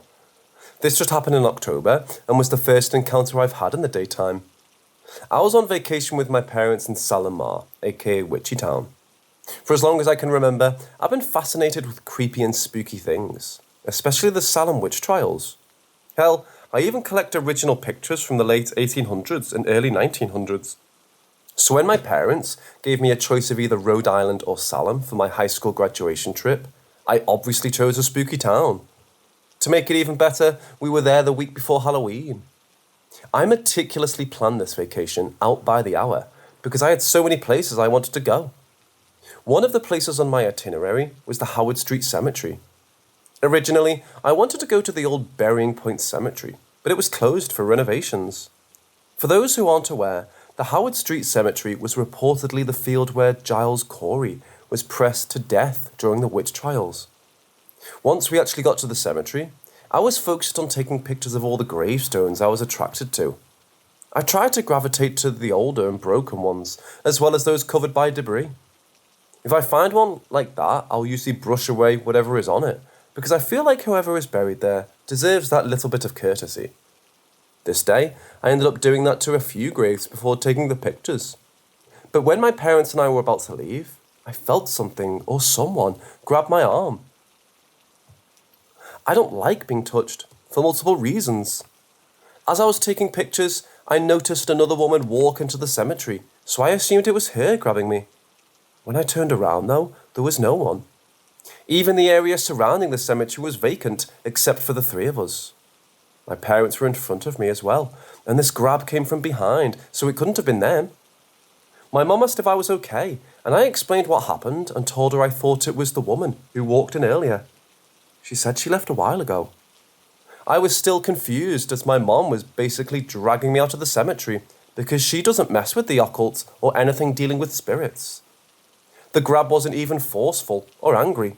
It was more of a gentle grab, as if they wanted me to stay. I've been trying to come up with a theory to this, and right now I have two. One of the spirits roaming the cemetery was glad to have company and didn't want me to leave. Perhaps it was someone from a grave I brushed leaves off of who was thankful I respected their burying point. Maybe it was someone who was just glad to see another person taking interest and not using the cemetery as a drinking spot. Perhaps they liked that someone was appreciating the place. This one's a little more far-fetched, but my mum actually brought it up and it kind of makes sense to me. My favourite aunt died from cancer almost a decade ago, and her passing gutted me. I still think I got my artistic talent and affinity for creepy stuff from her. She loved anything related to witches. After she passed, my horrible waste of oxygen we call my uncle went against her dying wishes and scattered her ashes oceanside somewhere in Massachusetts instead of burying her. My mom brought up the idea that it could have been her gently grabbing me to let me know she was still here with me. Even if whatever spirit grabbed me wasn't her, the idea is still comforting, considering she never even got to see me go into middle school. I've always seen her as my guardian angel, so this was her that grabbed me in that cemetery. It makes a lot of sense to me. We were in a witchy town during her favourite month, supposedly not far from where her ashes were scattered. I don't know exactly what happened that day, but I know for a fact that grab felt like a hand, gently wrapped around my arm. And it definitely wasn't an angry spirit.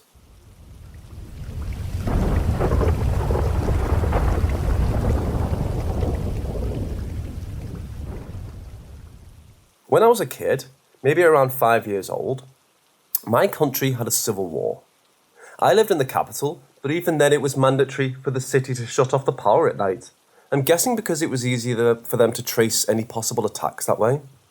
Anyways, they shut off the power that night, and as usual, my older cousin and my older sister lit up a candle and took to my parents' room to go play.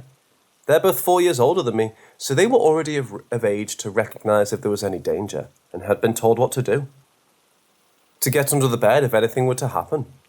On top of that, I had a full-grown Labrador who had just had puppies, so any little noise she would bark. Any little movement she was aware of. I remember there was always cats trying to snatch the puppies, but again, my dog named Peggy was super protective over her pups. And she would sleep in the backyard and would always bark and protect us and the pups. However, that night was different. We were in the room just playing. I remember my older cousin was on top of the bed. My sister was next to the window, and I was standing on the floor right next to the bed in between both of them.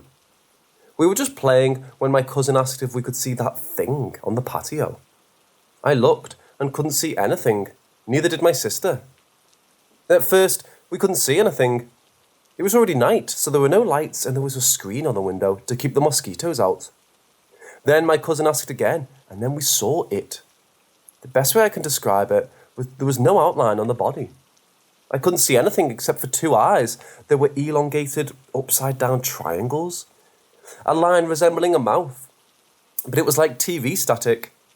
It was glowing, and it was between green and blue, maybe 5 feet tall. It got closer to the window, and it kind of bent down and smiled at my sister. By smiling, I'm saying the line that resembled the mouth got bigger. I'm still getting goosebumps thinking about this. What was my dog doing?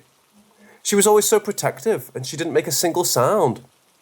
That thing was standing right outside my window, and froze.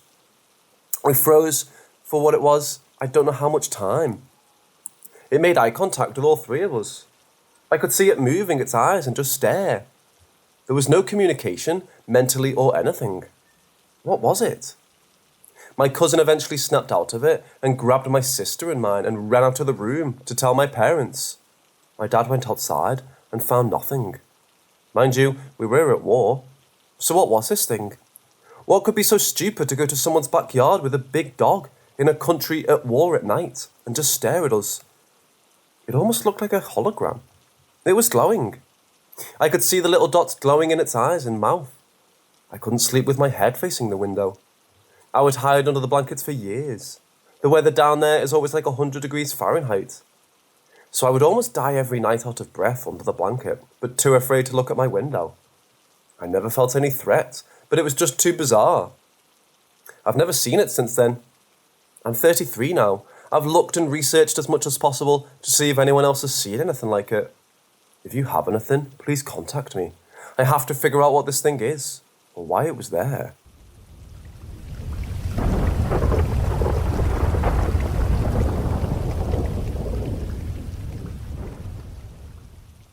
We had a tradition of going to see my grandfather every summer and spend some time at his cabin. The cabin by a lake and older than he is. My cousins drop by most years, and it's only the time I got to see them. The cabin is a load of fun for a child spending their carefree summer. We swam, fished, and got taught how to clean fish to cook. The one thing I disliked about the cabin was there was no indoor washroom. A shower set up outside. An outhouse a few steps into the woods was the worst thing about the cabin. I hated using the outhouse. Bugs always took over the inside, and I had an irrational fear of something reaching up to grab me if I sat down. We begged my grandfather to get indoor plumbing. He tried his best. So far, he only got a tub hooked up, but his water heater could only handle so much. We were banned from using it in the summer. The place really being barely held together. It would be cheaper to buy a new cabin than to renovate it. We still went every year, always forgetting the negatives until we finally arrived. Even my father complained about the outhouse, and he didn't complain about much. My grandfather also had a rack of hunting rifles and one shotgun. He taught all of us never to touch them and to respect the weapons. He left the cabinet they were inside locked, his guns unloaded, and the ammo hidden somewhere else in the cabin. He took no chances with the guns around a bunch of kids. He threatened to whip our ass if he ever saw us touching them and told us it was because he loved us and didn't want an accident to happen. I asked why he kept the guns. I didn't see him use them very often, aside from shooting a deer or two. I would see him go off into the woods while we swam with a rifle on his shoulder, but he normally never came back with some animal he shot. I didn't think he would kill something to waste leaving it behind, or did I think he was a bad shot? He may walk slowly, but his eyesight was better than ours. He always knew what might be going on. One time my cousin found a cigarette someone dropped near the corner store where we sometimes got ice cream snacks. He kept it hidden for a day. When he thought the coast was clear, he used one of the lighters for the fire pit. He didn't even take a drag before our grandfather came out yelling at him, scaring us all to death.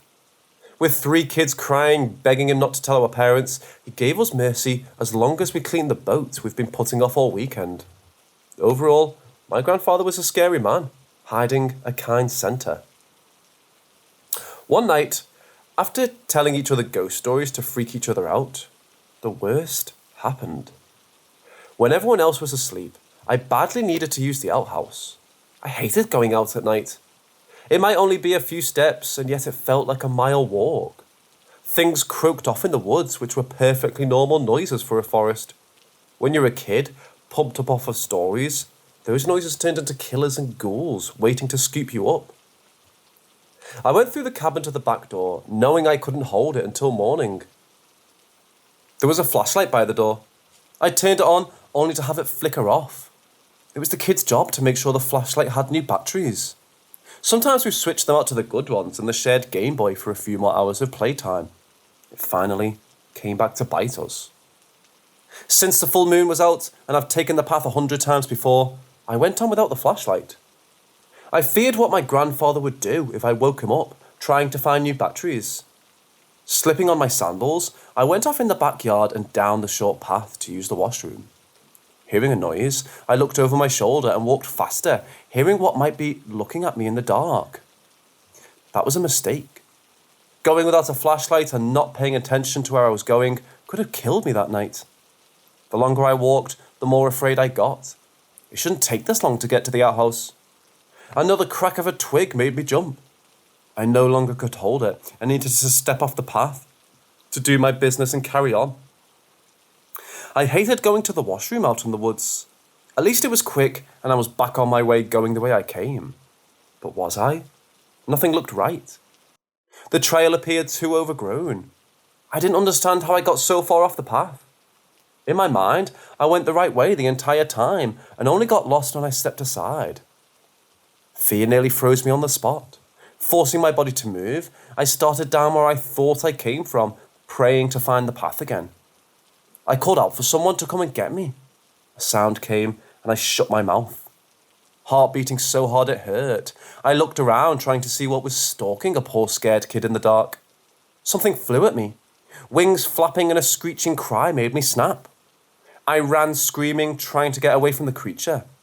Only when I stopped running and was very lost, I realised I had just got scared by a bat. Just a normal, harmless bat. I wanted to cry. Unless someone noticed I wasn't in my sleeping bag when they woke up, for the outhouse as well, no one would know I was missing until morning. How long would it take until someone did notice? I skip breakfast pretty often. They might assume I might just be sleeping in. I didn't want to stay in the woods overnight. Having no other options or ideas of what to do while lost, I kept walking while trying to force back my tears. I'd forgotten it was best to stay in one spot while being lost in the woods. Just going deeper in them wasn't the best idea. I felt cold, scared, and getting eaten alive by bugs. My small heart nearly broke over the idea of being out there forever. Starving to death and no one ever knowing what happened. Thinking back to the books I've needed to read in school, I wondered if I could live out in the woods until they found me. If I found clean water and could figure out how to make a fire, I might be able to. The issue being, I've never actually started a fire without a lighter. I tried with sticks, but it took too long and we always gave up. Me and my cousins loved burning things and were impatient. There was always a lighter to use. I wanted to try and find the cabin until the sun rose. If I was still in the woods by tomorrow night, I would buckle down to figure out how to make a fire. Wait, wouldn't someone smell the smoke and find me sooner? Or would I burn the entire forest down? Getting motivated, I started to look for a clearing I could use for a fire pit. It took a while, but I found a spot where the ground looked to be mostly dirt. It took longer to find a stone I could use to start digging out a hole in the dirt for my fire pit. My hands were cold and the rock cut into my fingers a few times. Then I needed to find the right sticks and kindling to get the fire started. And then finally get enough wood to keep it going if I did get one started. I didn't go out of sight of the clearing as I collected what I needed to. Exhausted by the time I thought I was ready, my pit was filled with dry leaves and small sticks. Larger sticks on the side, I sat down ready to try and get a fire started. I used 2 sticks. I peeled the bark off first. My hands became raw from rubbing them together. Frustrated, I didn't think I could get them warm enough from the friction to get anything started. I then tried the rock method. I didn't know if any rocks would do, or if my grandfather had a special type in his fire starting kit. A miracle of the night happened when I found the right rocks to smash together. One spark caught and I nearly fainted when the leaves burned and yet didn't catch fire. I kept trying until I had a very small flame I fed with my breath. I've never been so proud of myself in my entire lifetime. The smoke blew into my face, causing me to cough and my eyes water. Still very happy for my very small fire. There wasn't a way to tell how long I was out there for. The sun hadn't risen yet, so at least a few hours. As I warmed myself by the flames, I heard something off in the distance of the woods. Straining, I heard it again. My chest tightened with hope when I recognized they were human voices. No one I knew, but still someone out here in the woods with me. With my fire still going, I would be able to see my way back to the clearing if needed. I hurried off towards the voices, so happy I couldn't speak. Mine. Mine. The voices were a warning for the person they were speaking with. It sounded odd, as if English wasn't the first language. Still, it was someone who could help. And that's at least what I thought. Rushing into another clearing, all my excitement faded when I saw what belonged to those voices. A dead, torn to pieces deer sat in the middle of the small clearing. Blood soaking the grass and leaves.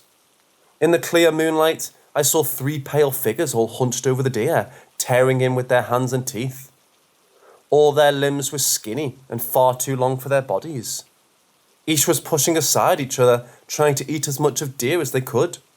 Skin pale and drawn tight against their bones. Faces covered with blood. Each bald, with a mouth far too large for their face. And their eyes, oh God, their eyes were missing. Each with black, empty sockets. None noticed me until I let out a scream. All 3 heads darted up, now knowing there was fresh prey. I turned heel to run. Sounds from behind me said they were all starting to chase me. Tears came to my eyes, making it nearly impossible to see where I was going. I slammed into a tree hard enough to hit my arm to the point I thought it was broken. I tumbled to the ground, crying in pain. My moment of weakness is enough for one creature to get on top, limbs on either side. The head looked around trying to hear where I was. The large mouth opened, dripping blood on my tear-stained face. The moment before the mouth filled with teeth tore my face off, a loud cracking sound echoed through the forest. The creature blew off, head exploding in a burst of gore. I screamed more when a powerful hand grabbed my shoulder to drag me to my feet. "Grandpa?" I choked up when I saw him clearly through my wet eyes. He was holding his shotgun, ready to fire again, his face stern. Not afraid or surprised at the creatures. I expected them to attack us. They somehow knew what the gun could do. Grabbing their dead, they dragged it deeper into the darkness. The moment they were out of sight, I heard the worst noise. Awful sounds of bones cracking and breaking. They were eating the one my grandfather shot. It was all too much for me. I broke down sobbing. My grandfather silently bent over to pick up the sobbing child in one arm as he carried me through the woods. He stomped out my small fire on the way out. He didn't scold me for crying or getting lost. Him comforting me that night was the kindest moment we ever shared together. We arrived back by the time the sun was rising. My mother and father were awake and worried out of their minds. They scooped me up when we arrived and I cried all over again. Before we left, I was able to get my grandfather alone to ask him what happened. Those things wouldn't bother us at the cabin. I only saw them because I went too far into the woods. He had a deal with them that they were not to touch any humans as long as he fed them. He also wasn't sure how many of them lived in the woods or what they were. He fully understood if I didn't want to come back to the cabin next year. I almost didn't, until he passed away of natural causes. I spent parts of my summer at the cabin. He wasn't able to get an indoor toilet, but he did mark the path to the outhouse with those solar-charged lamps people used in their gardens to make sure no one ever went off the path again.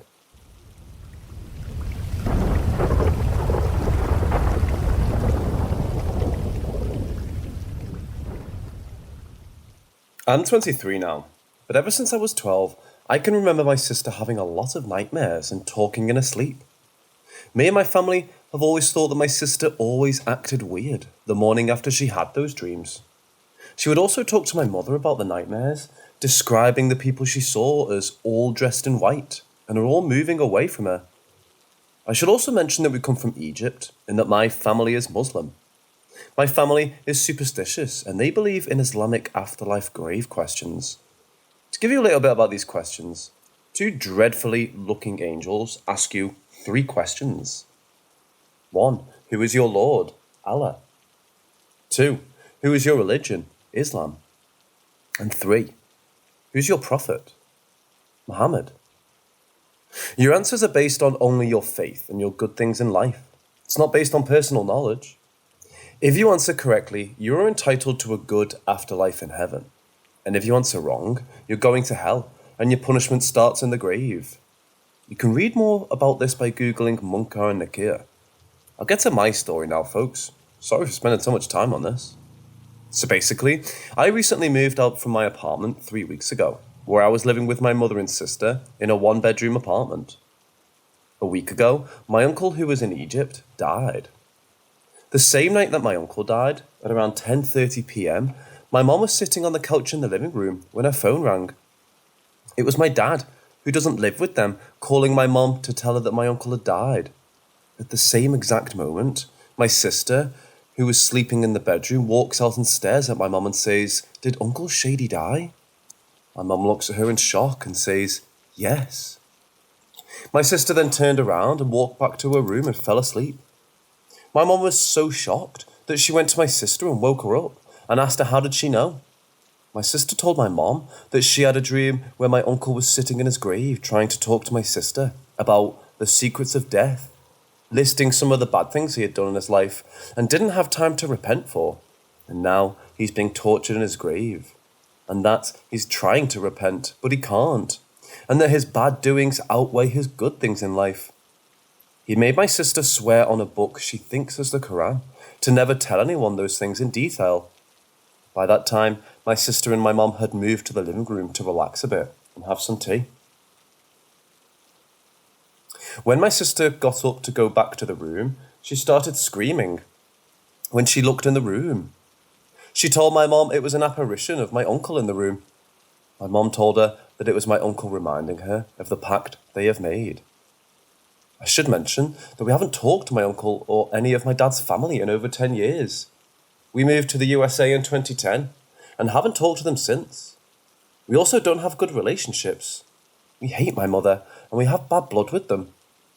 That is not my sister's first encounter with the paranormal, or the first time she had dreams of dead family members telling her secrets or stories. It's just the most recent. I just came back this weekend to visit them.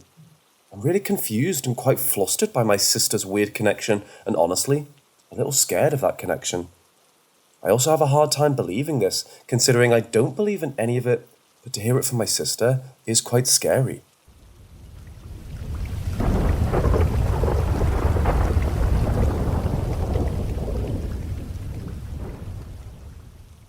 I work as a nurse in a psychiatric unit, which is conveniently tucked away around the back of an old hospital.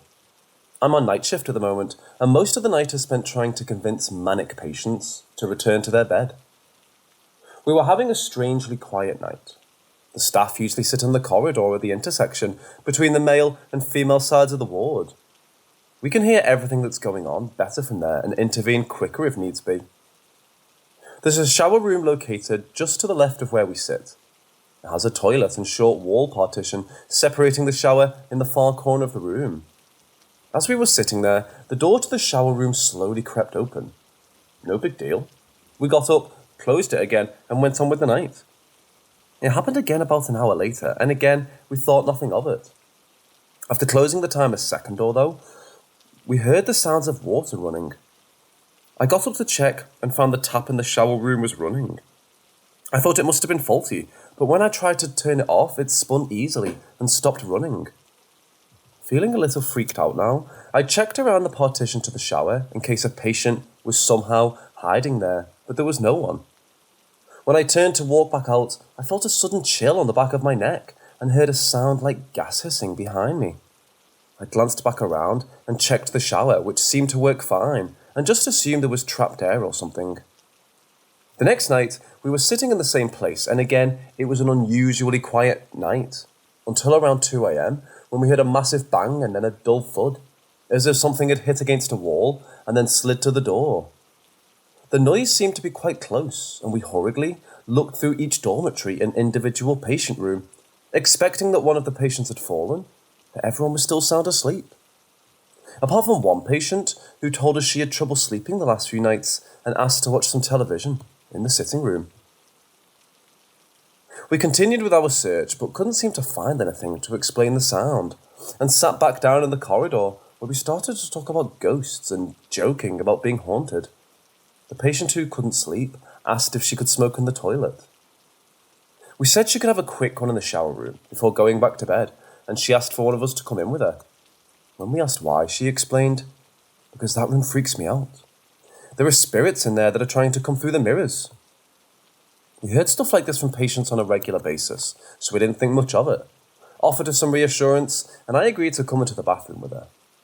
While we were in there, she talked about seeing the ghost of a man in her room, which kept her up at night.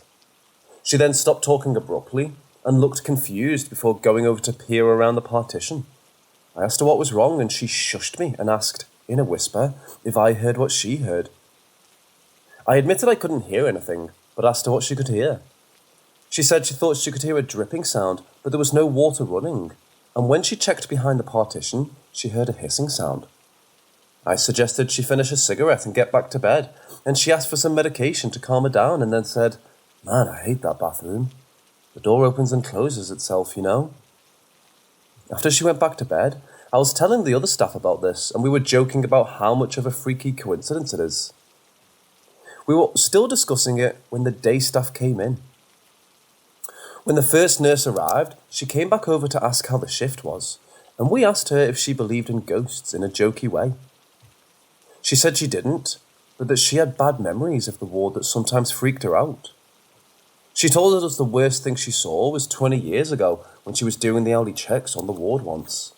She couldn't find one patient and went into the shower room because she could hear water running in there.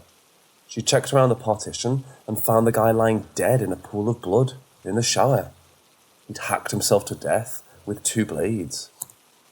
The nurse told us ever since that's happened, a few times she's gone into the shower room and felt a sudden rush of cold air, as if someone was trying to run past her. I might have to start looking for a new job.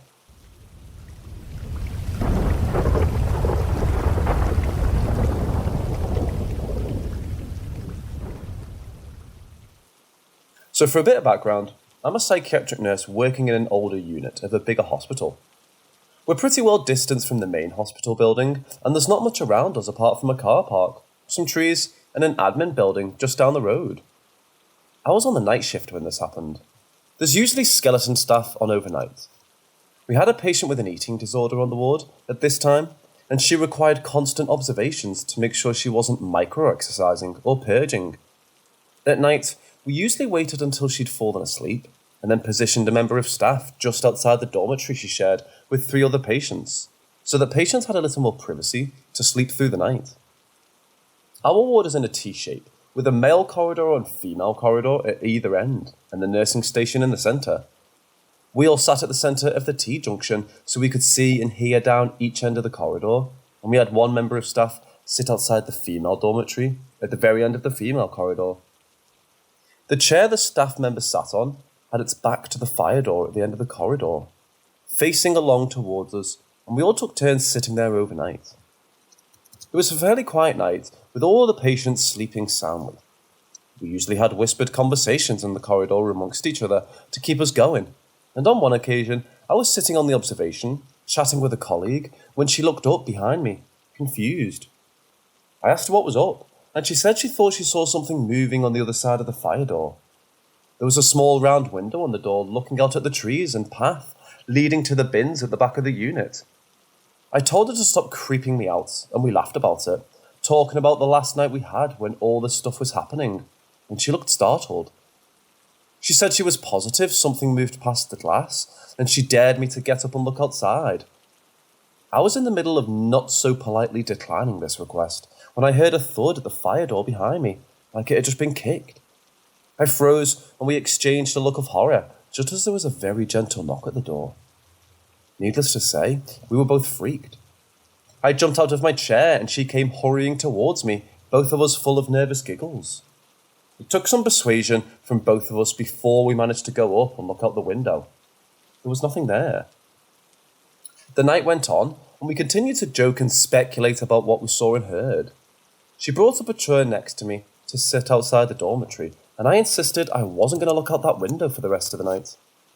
Well, a few hours later, someone else was sitting on the observation, and I was chatting in the middle of the junction with another nurse.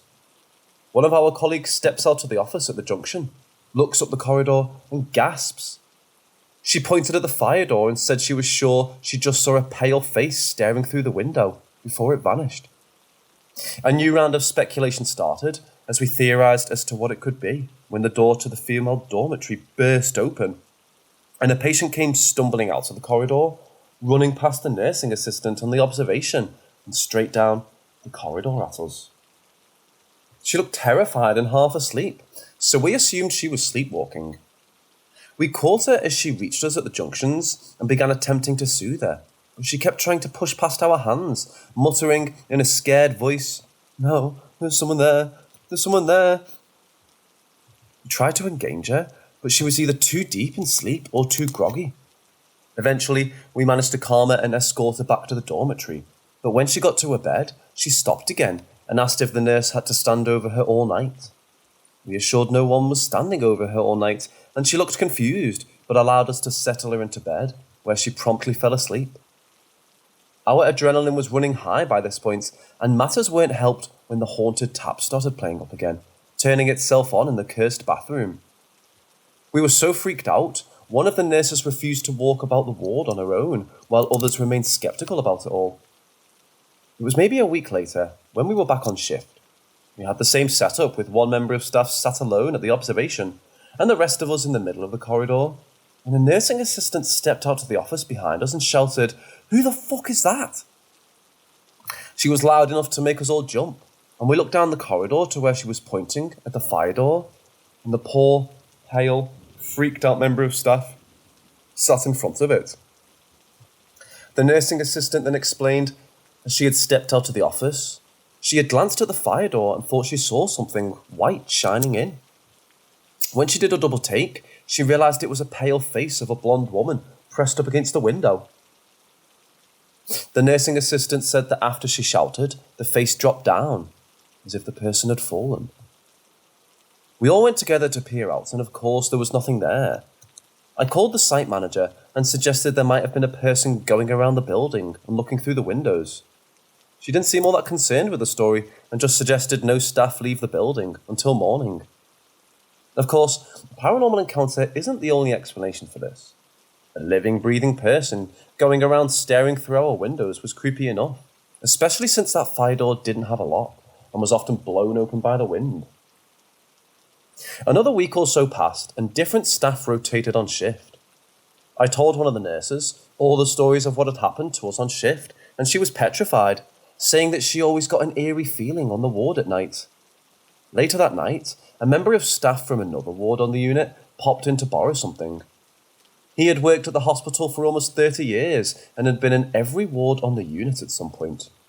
The nurse I was working with told me she was freaked out and asked if he had experienced any hauntings on the ward. He seemed amused and asked, "Like what?" She told him about the tap turning on and off and the patient claiming there were spirits in the mirrors. He seemed sceptical and shrugged it off, but agreed that was a new one to him. He then said that he'd never had any haunting or weird experiences on the ward, but said that a lot of staff through the years had complained about spooky stuff always happening at the female dormitory at the end of the corridor. Again, I'm not necessarily claiming this had to be down to ghosts or anything. This experience definitely wasn't as paranormal feeling, but it was definitely an uneasy feeling, to say the least.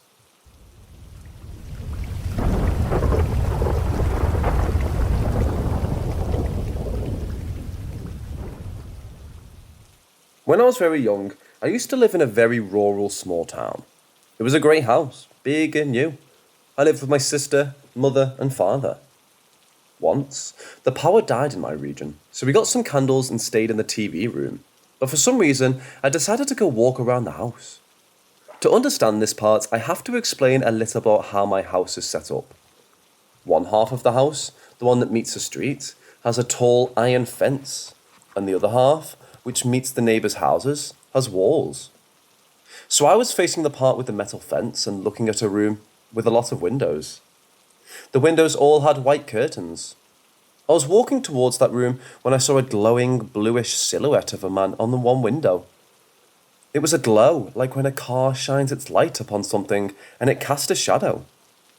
But the odd thing is that the silhouette had the light while the rest of the window was in the dark. I went back in silence to where my family was and told my dad that there was someone in the house, inside the fence area. He grabbed a knife since the power was out and there were no cell phones back then, and told us to stay inside while he searched the house. He came back sometime after, saying he didn't see anything, and asked me if I was sure. And the funny thing is I remember telling him, "Yes, Daddy, the blue man was behind that window," but there was nothing there. The other story also happened in that house, but I think I was a little more than 7. I just remember the before and after 7 of my childhood, because my father passed away at that age, and everything gets a little blurry. I was playing in the backyard with a ball by myself. I've been playing there for hours, kicking it into the backyard walls and running after it, things kids do, when suddenly my vision started to blur. The lights we had on the walls were getting brighter and brighter. I started crying and looking around, then I began to scream, "It's full of angels here," over and over. My mom rushed to me and asked if I was all right, and I just kept saying that she held me to her arms, and all the lights and shadows kept getting closer and closer. I don't remember anything after that, and I don't like asking my mom too much about that time and the city we lived in. I kind of think about this day quite a lot compared to the rest of my childhood.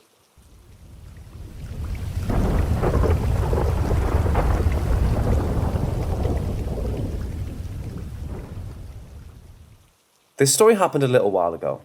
I've been hoping to find someone with a similar experience to mine.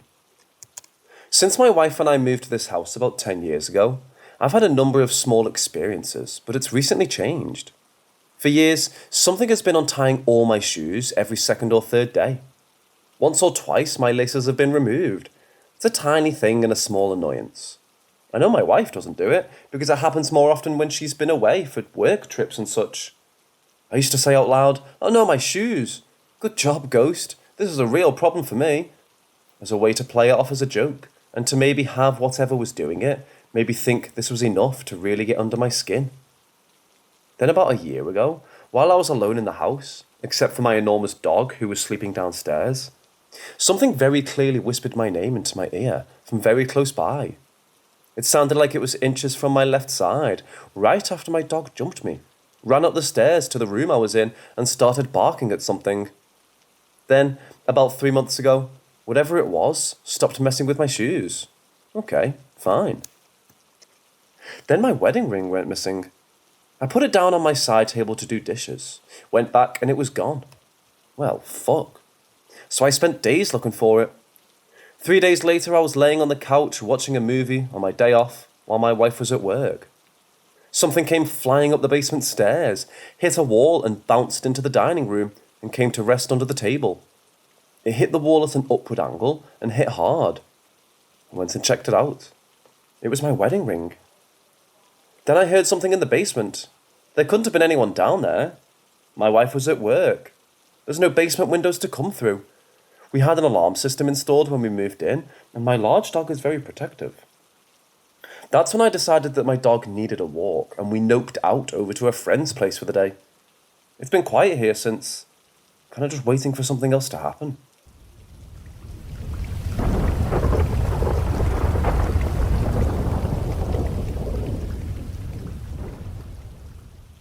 After working in a paper mill for 20 years, Eric Martin was forced to give up on his job in 2005, after falling down while trying to get something off the shelf.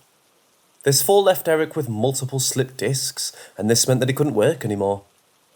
The situation forced his wife Shelley to start going to work after a really long time, and with the help of her connections, she was able to land a job in a hometown called Palmyra in Maine. The family were not eager to go to this small rural town, but since they had no other choice, they ended up moving to Palmyra. Thanks to the town's low cost of living, the family were able to get a big farmhouse with the money they had. Despite its beauty, the farmhouse was completely surrounded by forest and was extremely isolated. To reach the house, the family had to drive through a bumpy access road and then through a long driveway on the property. The farmhouse had a barn at about 20 metres on its left, and on its front was an open clearing of about 200 metres, followed by the tree line of the woods. During their first year at the house, Eric and Shelley made it a habit to sit on their front porch every night and drink coffee while looking at the front yard.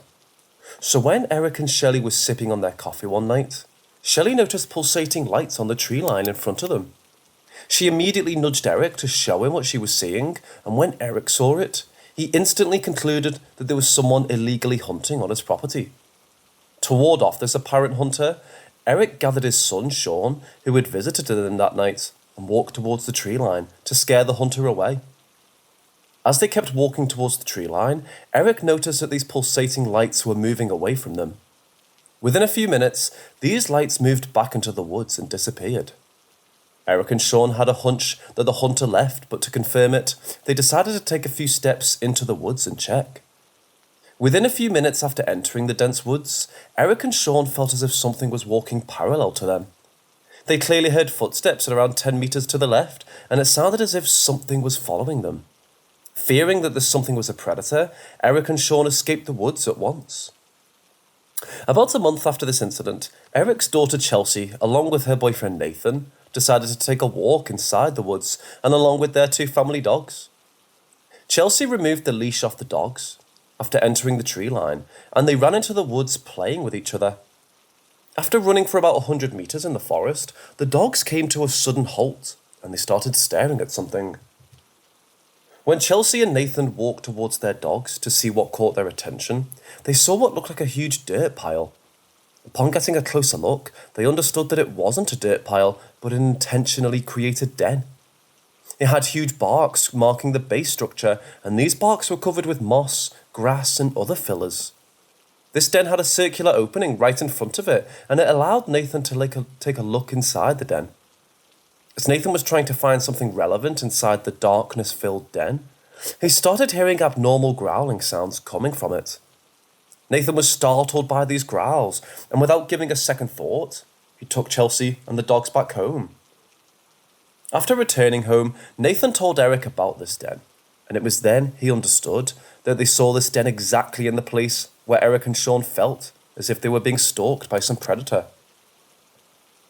A couple of months later, with Eric and Shelley were sitting on the porch, sipping on their coffee one night, they noticed an eerily strange silence. They had been in this house for almost 2 years by then, and every night they heard multiple natural sounds coming from the forest. That night, however, they heard no such sounds, and the atmosphere around them was filled with a pin-drop silence. As they kept speaking over the coffee, Eric suddenly felt as if they were in danger, and he immediately started asking his wife to go back into the house, but Shelley kept fighting back. In the middle of their tussle, the couple suddenly heard a strange growl, and they immediately went silent. To see what was causing the sounds, Shelley flashed her light on the tree line and slowly scanned across it. As she scanned the tree line, she saw 3 unnaturally large wolves slowly come out of the centre of the tree line, and they were staring at them. Following them came 2 other wolves, but these wolves walked on 2 legs until they reached the tree line. Once these 2 bipedal wolves reached the tree line, they got on all 4s, and the 5 of them started running towards Eric and Shelley. Despite having the head of a wolf, this animal was bipedal and too big to be a wolf, and Eric, being an extremely experienced hunter, was not able to figure out what it was. Without saying a word, the couple rushed back into the house and locked the doors. Shelley immediately started running inside the house, closing all the windows with blinds and turning off the lights. Then she went into Chelsea's room and woke her up, asking her to have a look at these animals. Chelsea was extremely frustrated at first, but looking at how scared her mom was, she walked to the window, parted the blinds, and peeked through it. Through the window, she saw these 5 huge figures standing in a row, staring at the house as if they were waiting for them to come out. As she was peeking, one of those animals stood on its hind legs like a human and looked dead at her. Chelsea was startled by the sheer size of this figure as it stood 8 feet tall, and she fell down gasping. Meanwhile, Eric was thinking about going into the barn to retrieve his rifle, but he himself knew that no matter how fast he ran, he wouldn't be able to take out his rifle from his barn in time. So, he decided to drive his truck to the doorstep and secure his family by driving them away. He slowly parted the blinds at the window near him and slowly peeked through it to see where those 5 creatures were. As he couldn't see the creatures on the front porch, he grabbed his keys and walked out of the house towards his truck. After he stepped out of the house, he noticed that they were standing in the clearing in front of the house, and thus he walked towards his truck while keeping his eyes on them persistently. While he was about to open the truck door, he accidentally dropped his keys. Hearing the slight sound these falling keys made, these creatures started running towards him. And Eric ran back into the house, grabbing his keys. As he closed the main door, these creatures started scratching the door aggressively. Eric rushed to the room where Shelley, Chelsea, and the dogs were present, and after making sure they were all right, he called the police, hoping that the sound of their vehicles would scare these creatures away. When Eric told the police about these creatures, they told him to lock the house and stay inside. Before Eric could say another word, they cut the call and the helpless family was left alone. The family gathered in a room on the 2nd floor, locked its door and windows, and barricaded them with objects for extra protection. They huddled together and hoped for the dreadful night to end soon. For the remainder of the night, these 5 wolf-like creatures kept running around their locked house while bumping into walls and scratching through doors. They clearly seemed to communicate with each other and coordinate their moves. Smelling the scent of the family on the 2nd floor, these creatures jumped onto the roof of the 1st floor to try and get hold of them. When the family periodically peeked through the window in the room, they would see the silhouette of these wolf-like figures walking on the 1st floor roof on 2 feet. They occasionally heard the sound of aggressive scratching on the walls behind them, and it only kept getting worse as the night aged. But when it was dawn, they heard these creatures run back into the woods. When the family stepped out of their house, they noticed huge footprints with claws and tufts of fur all around their property, and their house was covered with freshly made deep claw marks. The family members were deeply traumatized by this incident, and they ended up moving out of the house.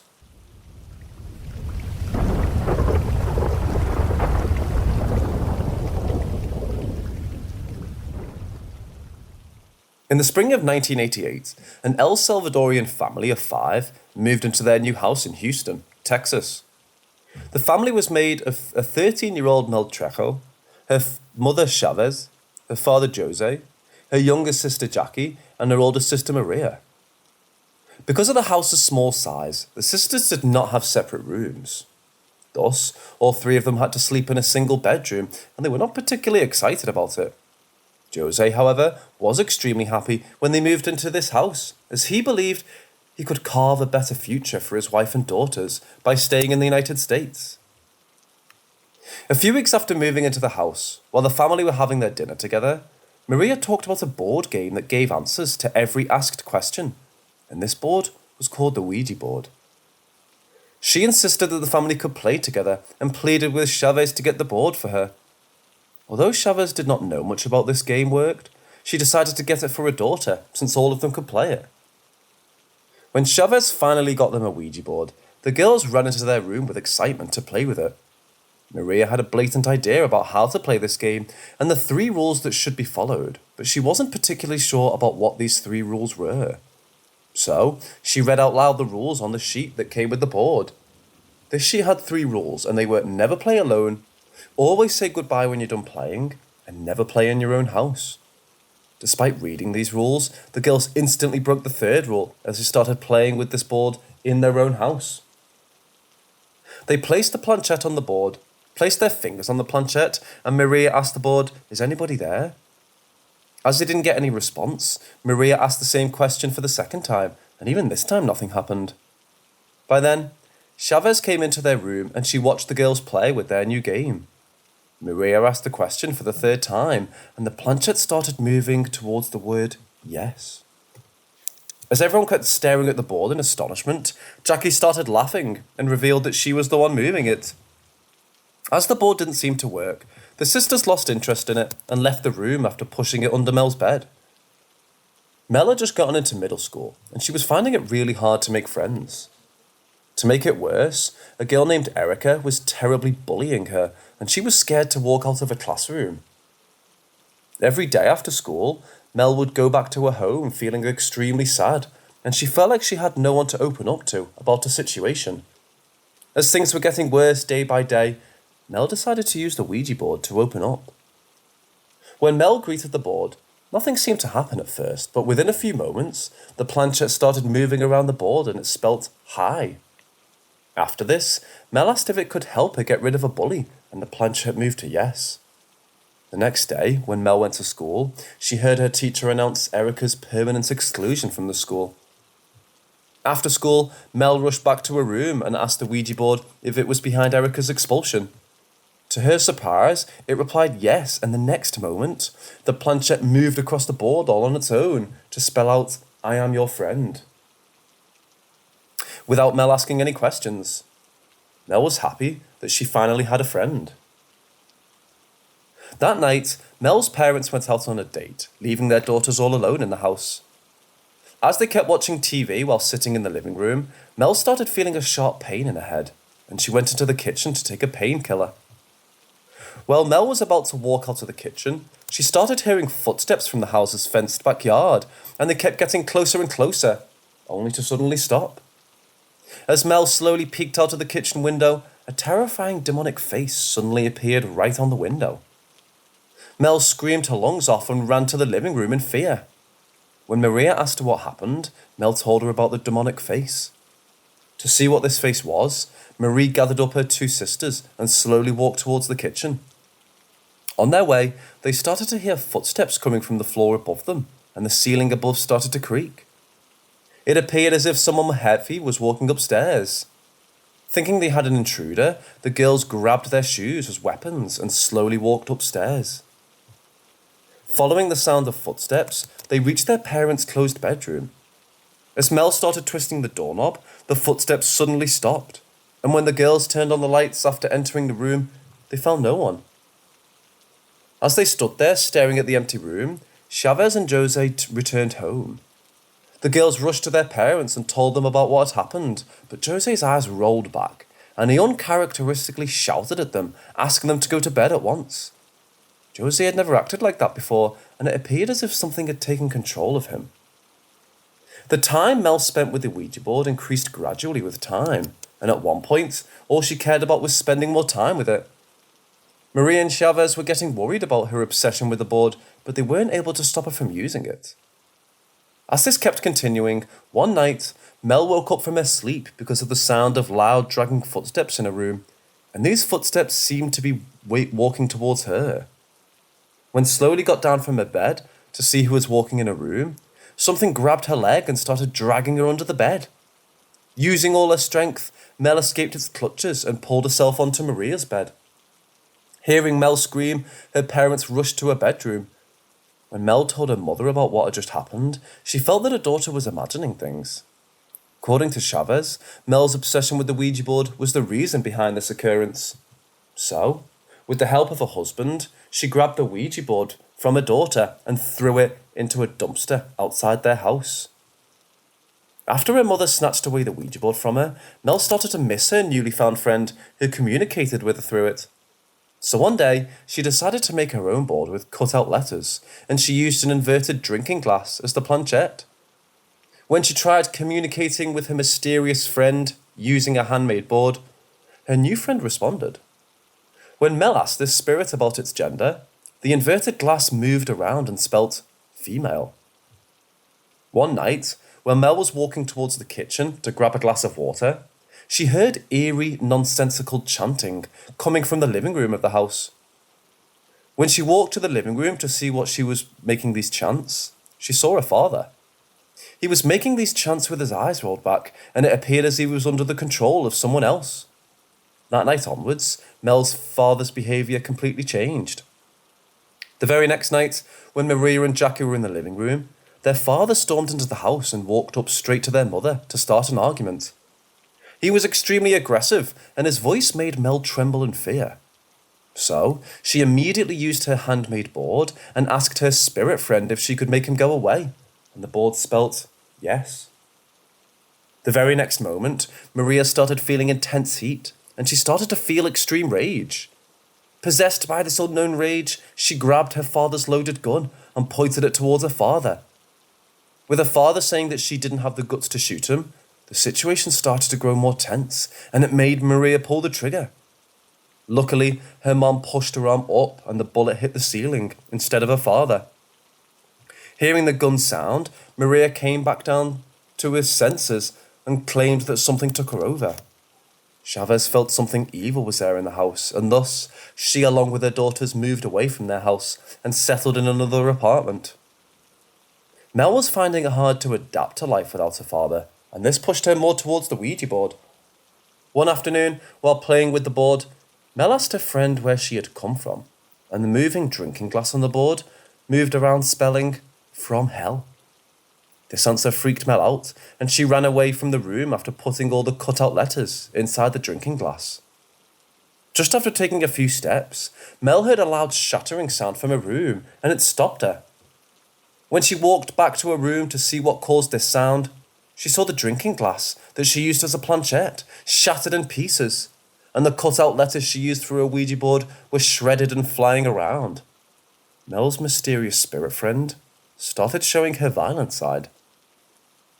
As she stood in the room, Mel heard whispers in her ears, and they asked her to check under her bed. When she anxiously slid her hand under the bed, she found the original Ouija board that her parents had previously dumped.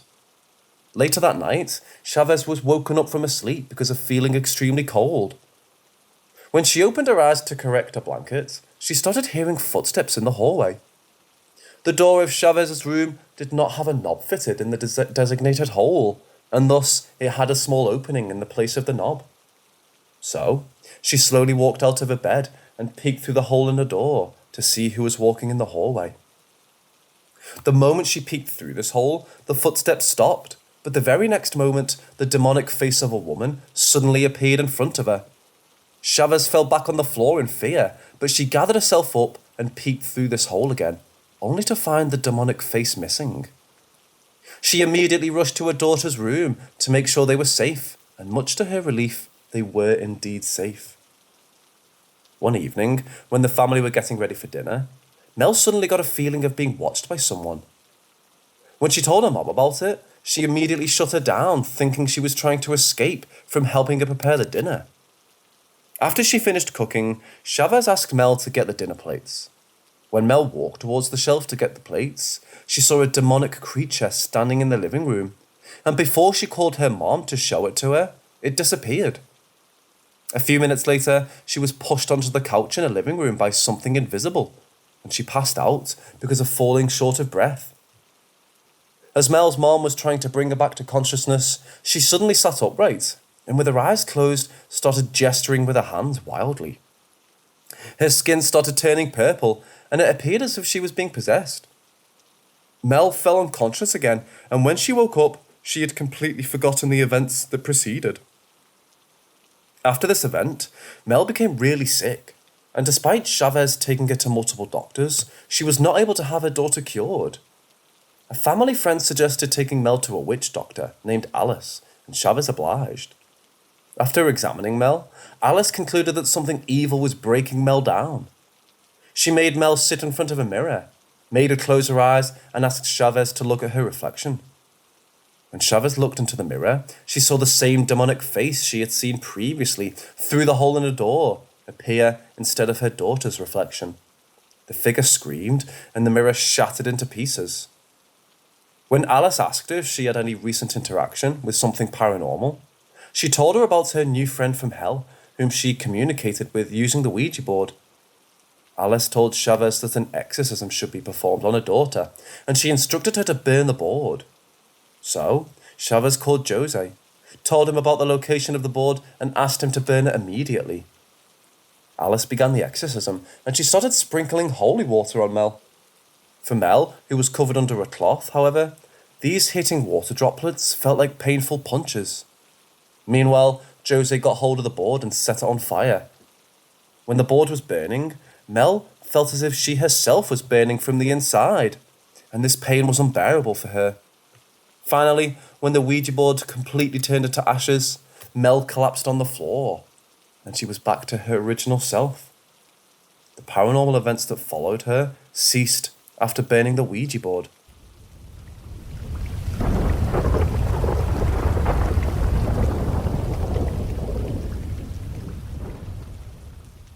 A few months ago, I adopted a dog. He's literally the cutest thing I've ever seen in my entire life. The girls at the shelter almost didn't show him to me because they thought a guy would be more interested in a German Shepherd mix or a lab, not the brown Pomeranian. The moment I saw him, I knew he was coming home with me. The shelter was unsure of his age. His previous family adopted him from somewhere else before surrendering him. They stated money issues, and the old family couldn't give him the care he needed. While I was there, I could tell the girls at the shelter were nervous around him for some reason. I didn't know why. He didn't really bark often, and he wasn't mean. No grey around his muzzle, so he wasn't that old. They called him Peanuts, but he wasn't attached to the name. I signed for him and paid the fee. In the next hour, he was home relaxing in a bed I'd bought for a bigger dog. In the end, I named him Alfred. It was because of the way he barked on the rare occasion he saw something outside he didn't like. He sounded like a British man saying the word bark instead of how a dog normally sounded like. I often mimic him to mock the poor little guy. Putting on my worst accent, we would bark together. Bark, bark. I say bark, good sir. It would make him stop barking quickly and look at me. My friends didn't really like him. They preferred big dogs and not little yippy things they called ankle biters, even though Alfie wasn't like that.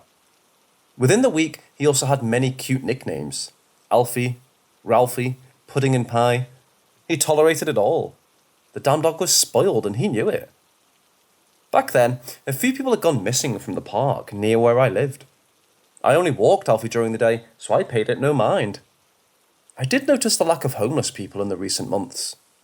I would give the more friendly ones change if I had any on me, but now the park was empty, I wondered if they were all doing all right and had just moved on to a better place to crash. Around that time, I got a new job. My neighbour could let Alfie out but a day came when they weren't home, and I arrived late. Alfie gave me a sharp bark in his human-sounding voice, telling me how displeased he was. At least he didn't make a mess inside. I didn't even take off my shoes. I put his harness on, and we were off into the park so Alfie could do his business. I found it a bit creepy in the park at night. The path cut through some trees, and the empty playground looked straight from a horror movie in the dark. Alfie was taking his sweet time picking a spot. He was very shy when it came to using the washroom. When his ears perked up and he froze, I didn't think anything was amiss. I assumed he had heard some other animal, and it freaked him out too much to pee. A shuffling sound made me turn my head. A figure was coming down the pathway towards us. Since I knew the homeless men in the park, I thought it was one of them and turned away. They never caused me any problems, and I felt no threat being alone with one at night. That was a huge mistake. I wondered how things would have been different if I just left when I saw that figure coming closer. Alfie started to bark and started pulling on his harness. I've never seen him do that before. I turned again to look at the figure just as it went under a park light. I gasped over what I saw and took a step back, dragging poor Alfie just a second. It was deathly thin and pale, jaw twisted in a snarl and eyes completely black. Its spine was crooked and its arms curled into its chest. Alfie kept barking at the thing. I wanted to pick him up and run, but the twisted creature ran forwards. Despite its broken-looking body, it was fast. I could do nothing as it tossed aside my best friend. He let out a yelp as his little body bounced off the hard ground and he stayed still. I cried out for him, feeling distraught over the fact he got hurt. The distraction nearly cost me my life. The thing that charged into me, slamming me into a tree. The arm I raised to defend myself snapped, and I screamed in pain. Still, I looked over at Alfie's little motionless body. Hot tears stung my eyes, and I couldn't forgive this thing for hurting him. I kicked it in its stomach as hard as I could. "You hurt my little Alfie, you bastard!" I didn't have any weapons on me, but no one hurt my dog and got away with it. The thing stumbled backwards and I crashed my body on top of it. my broken arm throbbing in pain as I thrashed at it. I punched it and slammed that hideous face against the ground as hard as possible, as many times as my body could. I fought until I ran out of energy to do so. Cradling my arm, I stood to go over to Alfie. The thing on the ground had different plans. It snapped out a hand, grabbing my ankle, pulling it out from under me. I slammed to the ground and on top of my broken arm. I felt sick from the pain and nearly blacked out. The only thing keeping me awake was the chance I could still save my furry little friend. The pale creature tossed me aside. I slammed against a tree again, my ribs feeling like they broke. I didn't do any damage to the thing. Black eyes looked over at me in a hungry way, and I'd never hated anything more in my entire life. I couldn't do a damn thing to save myself from this thing, let alone save Alfie. I could only hope he got up and left if he woke up after I was dead, or someone found him. I didn't care about my life, only his. The creature that attacked us didn't look capable of rational thoughts, but a flicker of intelligence came into its eyes. It picked me up by my jacket and easily lifted me off the ground. I couldn't breathe from the combination of the pain in my chest and fear. Slowly, it opened its mouth. Rows of sharp teeth glittered in the dim light. It just kept opening that damn mouth, wide and wider until it looked as if its entire face was being taken up by that dark and terrible maw. It meant to take my head off first. A sound made us both stop. A sound that made my heart stop. Fear and hope mixed together as I looked over. Alfie was standing. He let out a bark at the creature. I silently begged him to make a run for it. The creature noticed the way I was looking at my little dog. It knew it would cause me more pain if I watched Alfie get eaten before killing me. I was dropped to the ground. Unable to do much, I latched onto one of the pale legs, trying to slow it down. "Alfie, run! Go home, please! Go home!" I begged my little friend, who stayed put while barking. I may have been crying then. If I could do anything, it was to save my good boy. I couldn't even stand up. The creature limped forwards, dragging my body behind. We got even closer to little Alfie as I used anything left in me to help him avoid my same awful fate. Then something happened that I never expected. In the end, Alfie saved us. He stood down the creature, which was ready to kick him aside again. The little dog had a reason to stand still. It was something I was never aware of, and which may have stopped me from adopting him if I had known what he was hiding away. The creature was a few steps away from Alfie when my little friend started to change. His face twisted into a snarl I'd never seen before. I choked on air as his head started to twist around, all the way around until the snarling face was upside down. The creature stopped, confused. With a cracking sound, a tear appeared in Alfie's fur. Fiery orange light poured out as heat blasted the both of us. The creature started to take a few steps backwards. I clung to it, still not knowing what was happening, but refusing to let it escape after what it did. A look of horror came across both our faces as something started to appear from the crack in Alfie's back. A twisted shape made up of an amalgamation of black dog heads starting to appear. All their jaws were snapping and spit flew. The heat almost became unbearable. I was again tossed aside, but the creature was too slow. The snapping jaws had spotted its target. Alfie's little paws lifted off the ground slightly as the grass below him started to burn away. The tangle of jaws came forwards, catching the other monster. It screeched, trying to free itself. It even ripped its own arm off, trying to get free of the black hounds. Being so close to the burning jaws made its skin start to blister and blacken. My mouth dropped open as the sight, unsure if what I was seeing could even be real. In a few short minutes, those terrible hoons started to tear the twisted pale creature apart bit by bit. It could do nothing to save itself. I managed to sit up, chest aching, to watch as the remains were pulled into the opening that formed in Alfie's fur. Aside from scorched grass, no evidence remained of the struggling pale thing. The black hounds devoured it all. Then they went back from where they came. The opening closed up again, the light fading. Alfie's head snapped back into place with an audible click. I was left sitting in the park, doubting my own eyes and nursing a broken arm. At first, Alfie looked stressed. After what I'd seen, it would be understandable to leave him there. Instead, I opened my good arm to him, telling him to come over to me. He wagged his tail and leapt into my arms. The little guy licked my face, which he rarely ever did. I could never tell the police the real story of what happened in the park. I just said I was jumped and beaten up, and Alfie somehow scared the guy away. The cops didn't have anything else to go by, so they wrote it all down. A week after my attack, they found a guy in the park mugging and hurting women, so they just added my attack onto his list of crimes. He was going to be put away for the muggings anyway, so I didn't care to correct them. I've kept Alfie, but I'm unsure of what he is. Aside from the cutest dog ever, did he take that form to get my guard down? Was he going to eat me someday? At this point, anything was possible. I had trouble sleeping because Alfie would just stand in my doorway staring. His eyes looked as if he knew something I didn't. To test him, I got out his favourite treats to get him worked up. "Who's a good boy? Who is it? Is it Alfie? Are you a good boy? Are you the best boy in the world?" I asked, in my best good boy voice. Alfie barked and went around in circles, excited. His tail wagged, and he didn't understand why I wasn't just giving him a damn treat already. Finally, he broke and revealed a part of what he was. He stopped moving, his eyes glowing like embers. His paws lifted off the ground, and his tiles under him warped from the heat. I thought he was going to eat me until he spoke. I am a good boy." Well, he did admit to it. I dumped a bunch of treats on the ground. He landed back down.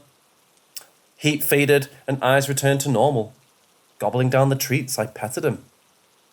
Whatever he was, he's my perfect boy. He could eat me today for all I ever cared. He saved my life after all. Since then, he hasn't spoken aside from barking.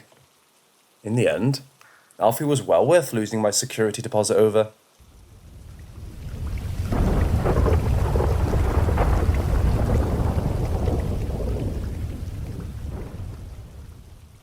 I adamantly refuse to ever go camping again. This happened years ago when I was still in my teens, but I still remember it clearly as day. I was loosely a part of Air Cadets after school. I didn't even have a uniform. They just let me hang out with a friend of mine and take part in some of the events. Since she was always busy with cadets, I wouldn't see her if I didn't go, but I didn't want to join myself. I wasn't the military type. They made you stand at attention and remember ranks. It wasn't for me. I just helped them set up for fundraisers or help clean up the meeting hall as an excuse to see my best friend. Then the camping trip came up. I wasn't really a cadet, but they said if I wanted, I could come along on the trip. We would need to do things like learn how to build shelters in the woods and first aid survival exercises. We could even take turns going up into a small 2-seat plane on the trip. My parents liked the idea of me learning something new, and I liked the idea of sharing a tent with my friend for a weekend. We never got to see each other anymore. Her parents wanted her to be doing a million extra things after work. I swear if she wasn't doing cadets, it would be a part-time job or two after school. The first day went perfectly fine. We all worked together setting up the tents at our outcamp. After lunch, they broke us into groups to practice building shelters. I think it was for a badge or something like that. Because I wasn't really in the program, they let me just hang out with my friend as long as I didn't help them. I couldn't help even if I wanted to. I didn't have a basic understanding of outdoor survival. Just being there was slowing them down. Instead, I gathered sticks I thought might be useful for them to use. While I was out on my own, but still had my friend group visible. I noticed some strange scratch marks on some trees. Deep, fresh cuts scarred the bark. I pointed it out, asking if there were any bears around, but they all shook their heads. Everyone was confident there were no large animals in the woods that were dangerous. I gave the marks one last worried look and went back with the group to drag down their progress again. By the end of the night, we were all tired and cold. No one told me it was going to be this cold out. My friend saw me shivering and let me borrow a sweater. I saw the brief look of hesitation on her face before she handed it to me. Aside from being tired and needing to do all these tasks, I was enjoying myself a little. That was until I accidentally heard the cadets talking when I was coming back from a bathroom break. Why did they even let her come along? One of them asked my friend. My breath caught and I waited for her to stick up for me. She doesn't have anything else to do. Besides, she's not that bad. Not that bad? What did that mean? Did my friend agree with them that I had some bad traits? I mean, I wasn't on the same skill level as the rest of them, but I still thought we could all have fun that weekend. The only way to rescue this trip is to have her do all the chores and keep her busy, while we do what we came here for. The voice sounded a bit nastier than it had any reason to be. I'll see what I can do. That was it then. A good friend of mine was turning on me. I was a burden in everyone's eyes and never should have come along. Walking into camp, they all noticed me and shut up really fast. I was given some fake smiles, and I played along with it. I shouldn't make them hate me any more than they already did. I just needed to get through that weekend and never come back to hang out with the cadets again. When night fell, we had no set bedtimes, but I only stayed by the fire for a little while. I turned in early to let everyone else chat and talk without me.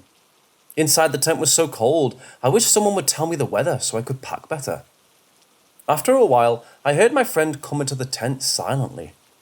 I think she knew I was aware of what they all said earlier, but wanted to pretend it never happened. That was fine by me.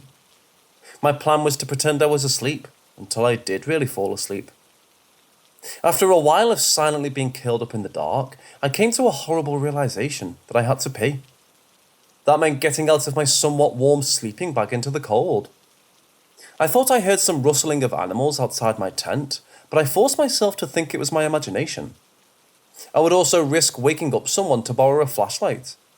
Because the moon was so bright, I decided on going outside without one. As silently as possible, I got out of the tent, slowly zipping it up behind me. I shut it in the chill air and started to power walk towards where a porta potty was set up. I didn't want to be out there for any longer than I had to. I knew the path by heart, but everything looked so strange in the dark. I started to doubt about my going the right way. I was so focused on staying on the path, I didn't notice strange flickering red lights in front of me. When I did see them in the bushes, I froze. I squinted, trying to get a better look at what I was seeing. All at once, I just knew. They were eyes. Red eyes staring at me from the leaves. Slowly, they started to rise up as if whatever was looking at me was standing, and I ran. I felt a jolt of fear, and I stupidly ran off into the woods. I kept running until my lungs burned and I tripped on an exposed root. Only when I stopped moving, what I just did suddenly sank in, and I started to feel pathetic. I'd gotten lost. God damn it, I was lost in the middle of the woods.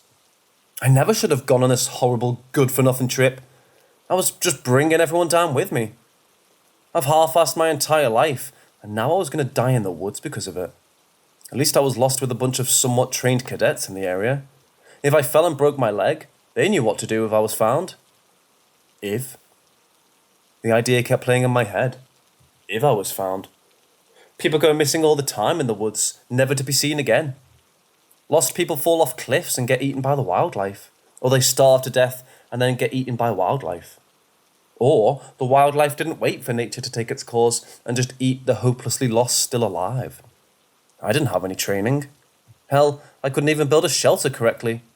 Unless someone found me, I would die out here. A bit of a jump for someone who was lonely and lost for a short while. Being in the woods in the dead of night for an hour felt like years. Too scared to walk further, I sat against a tree feeling miserable and so alone in the dark.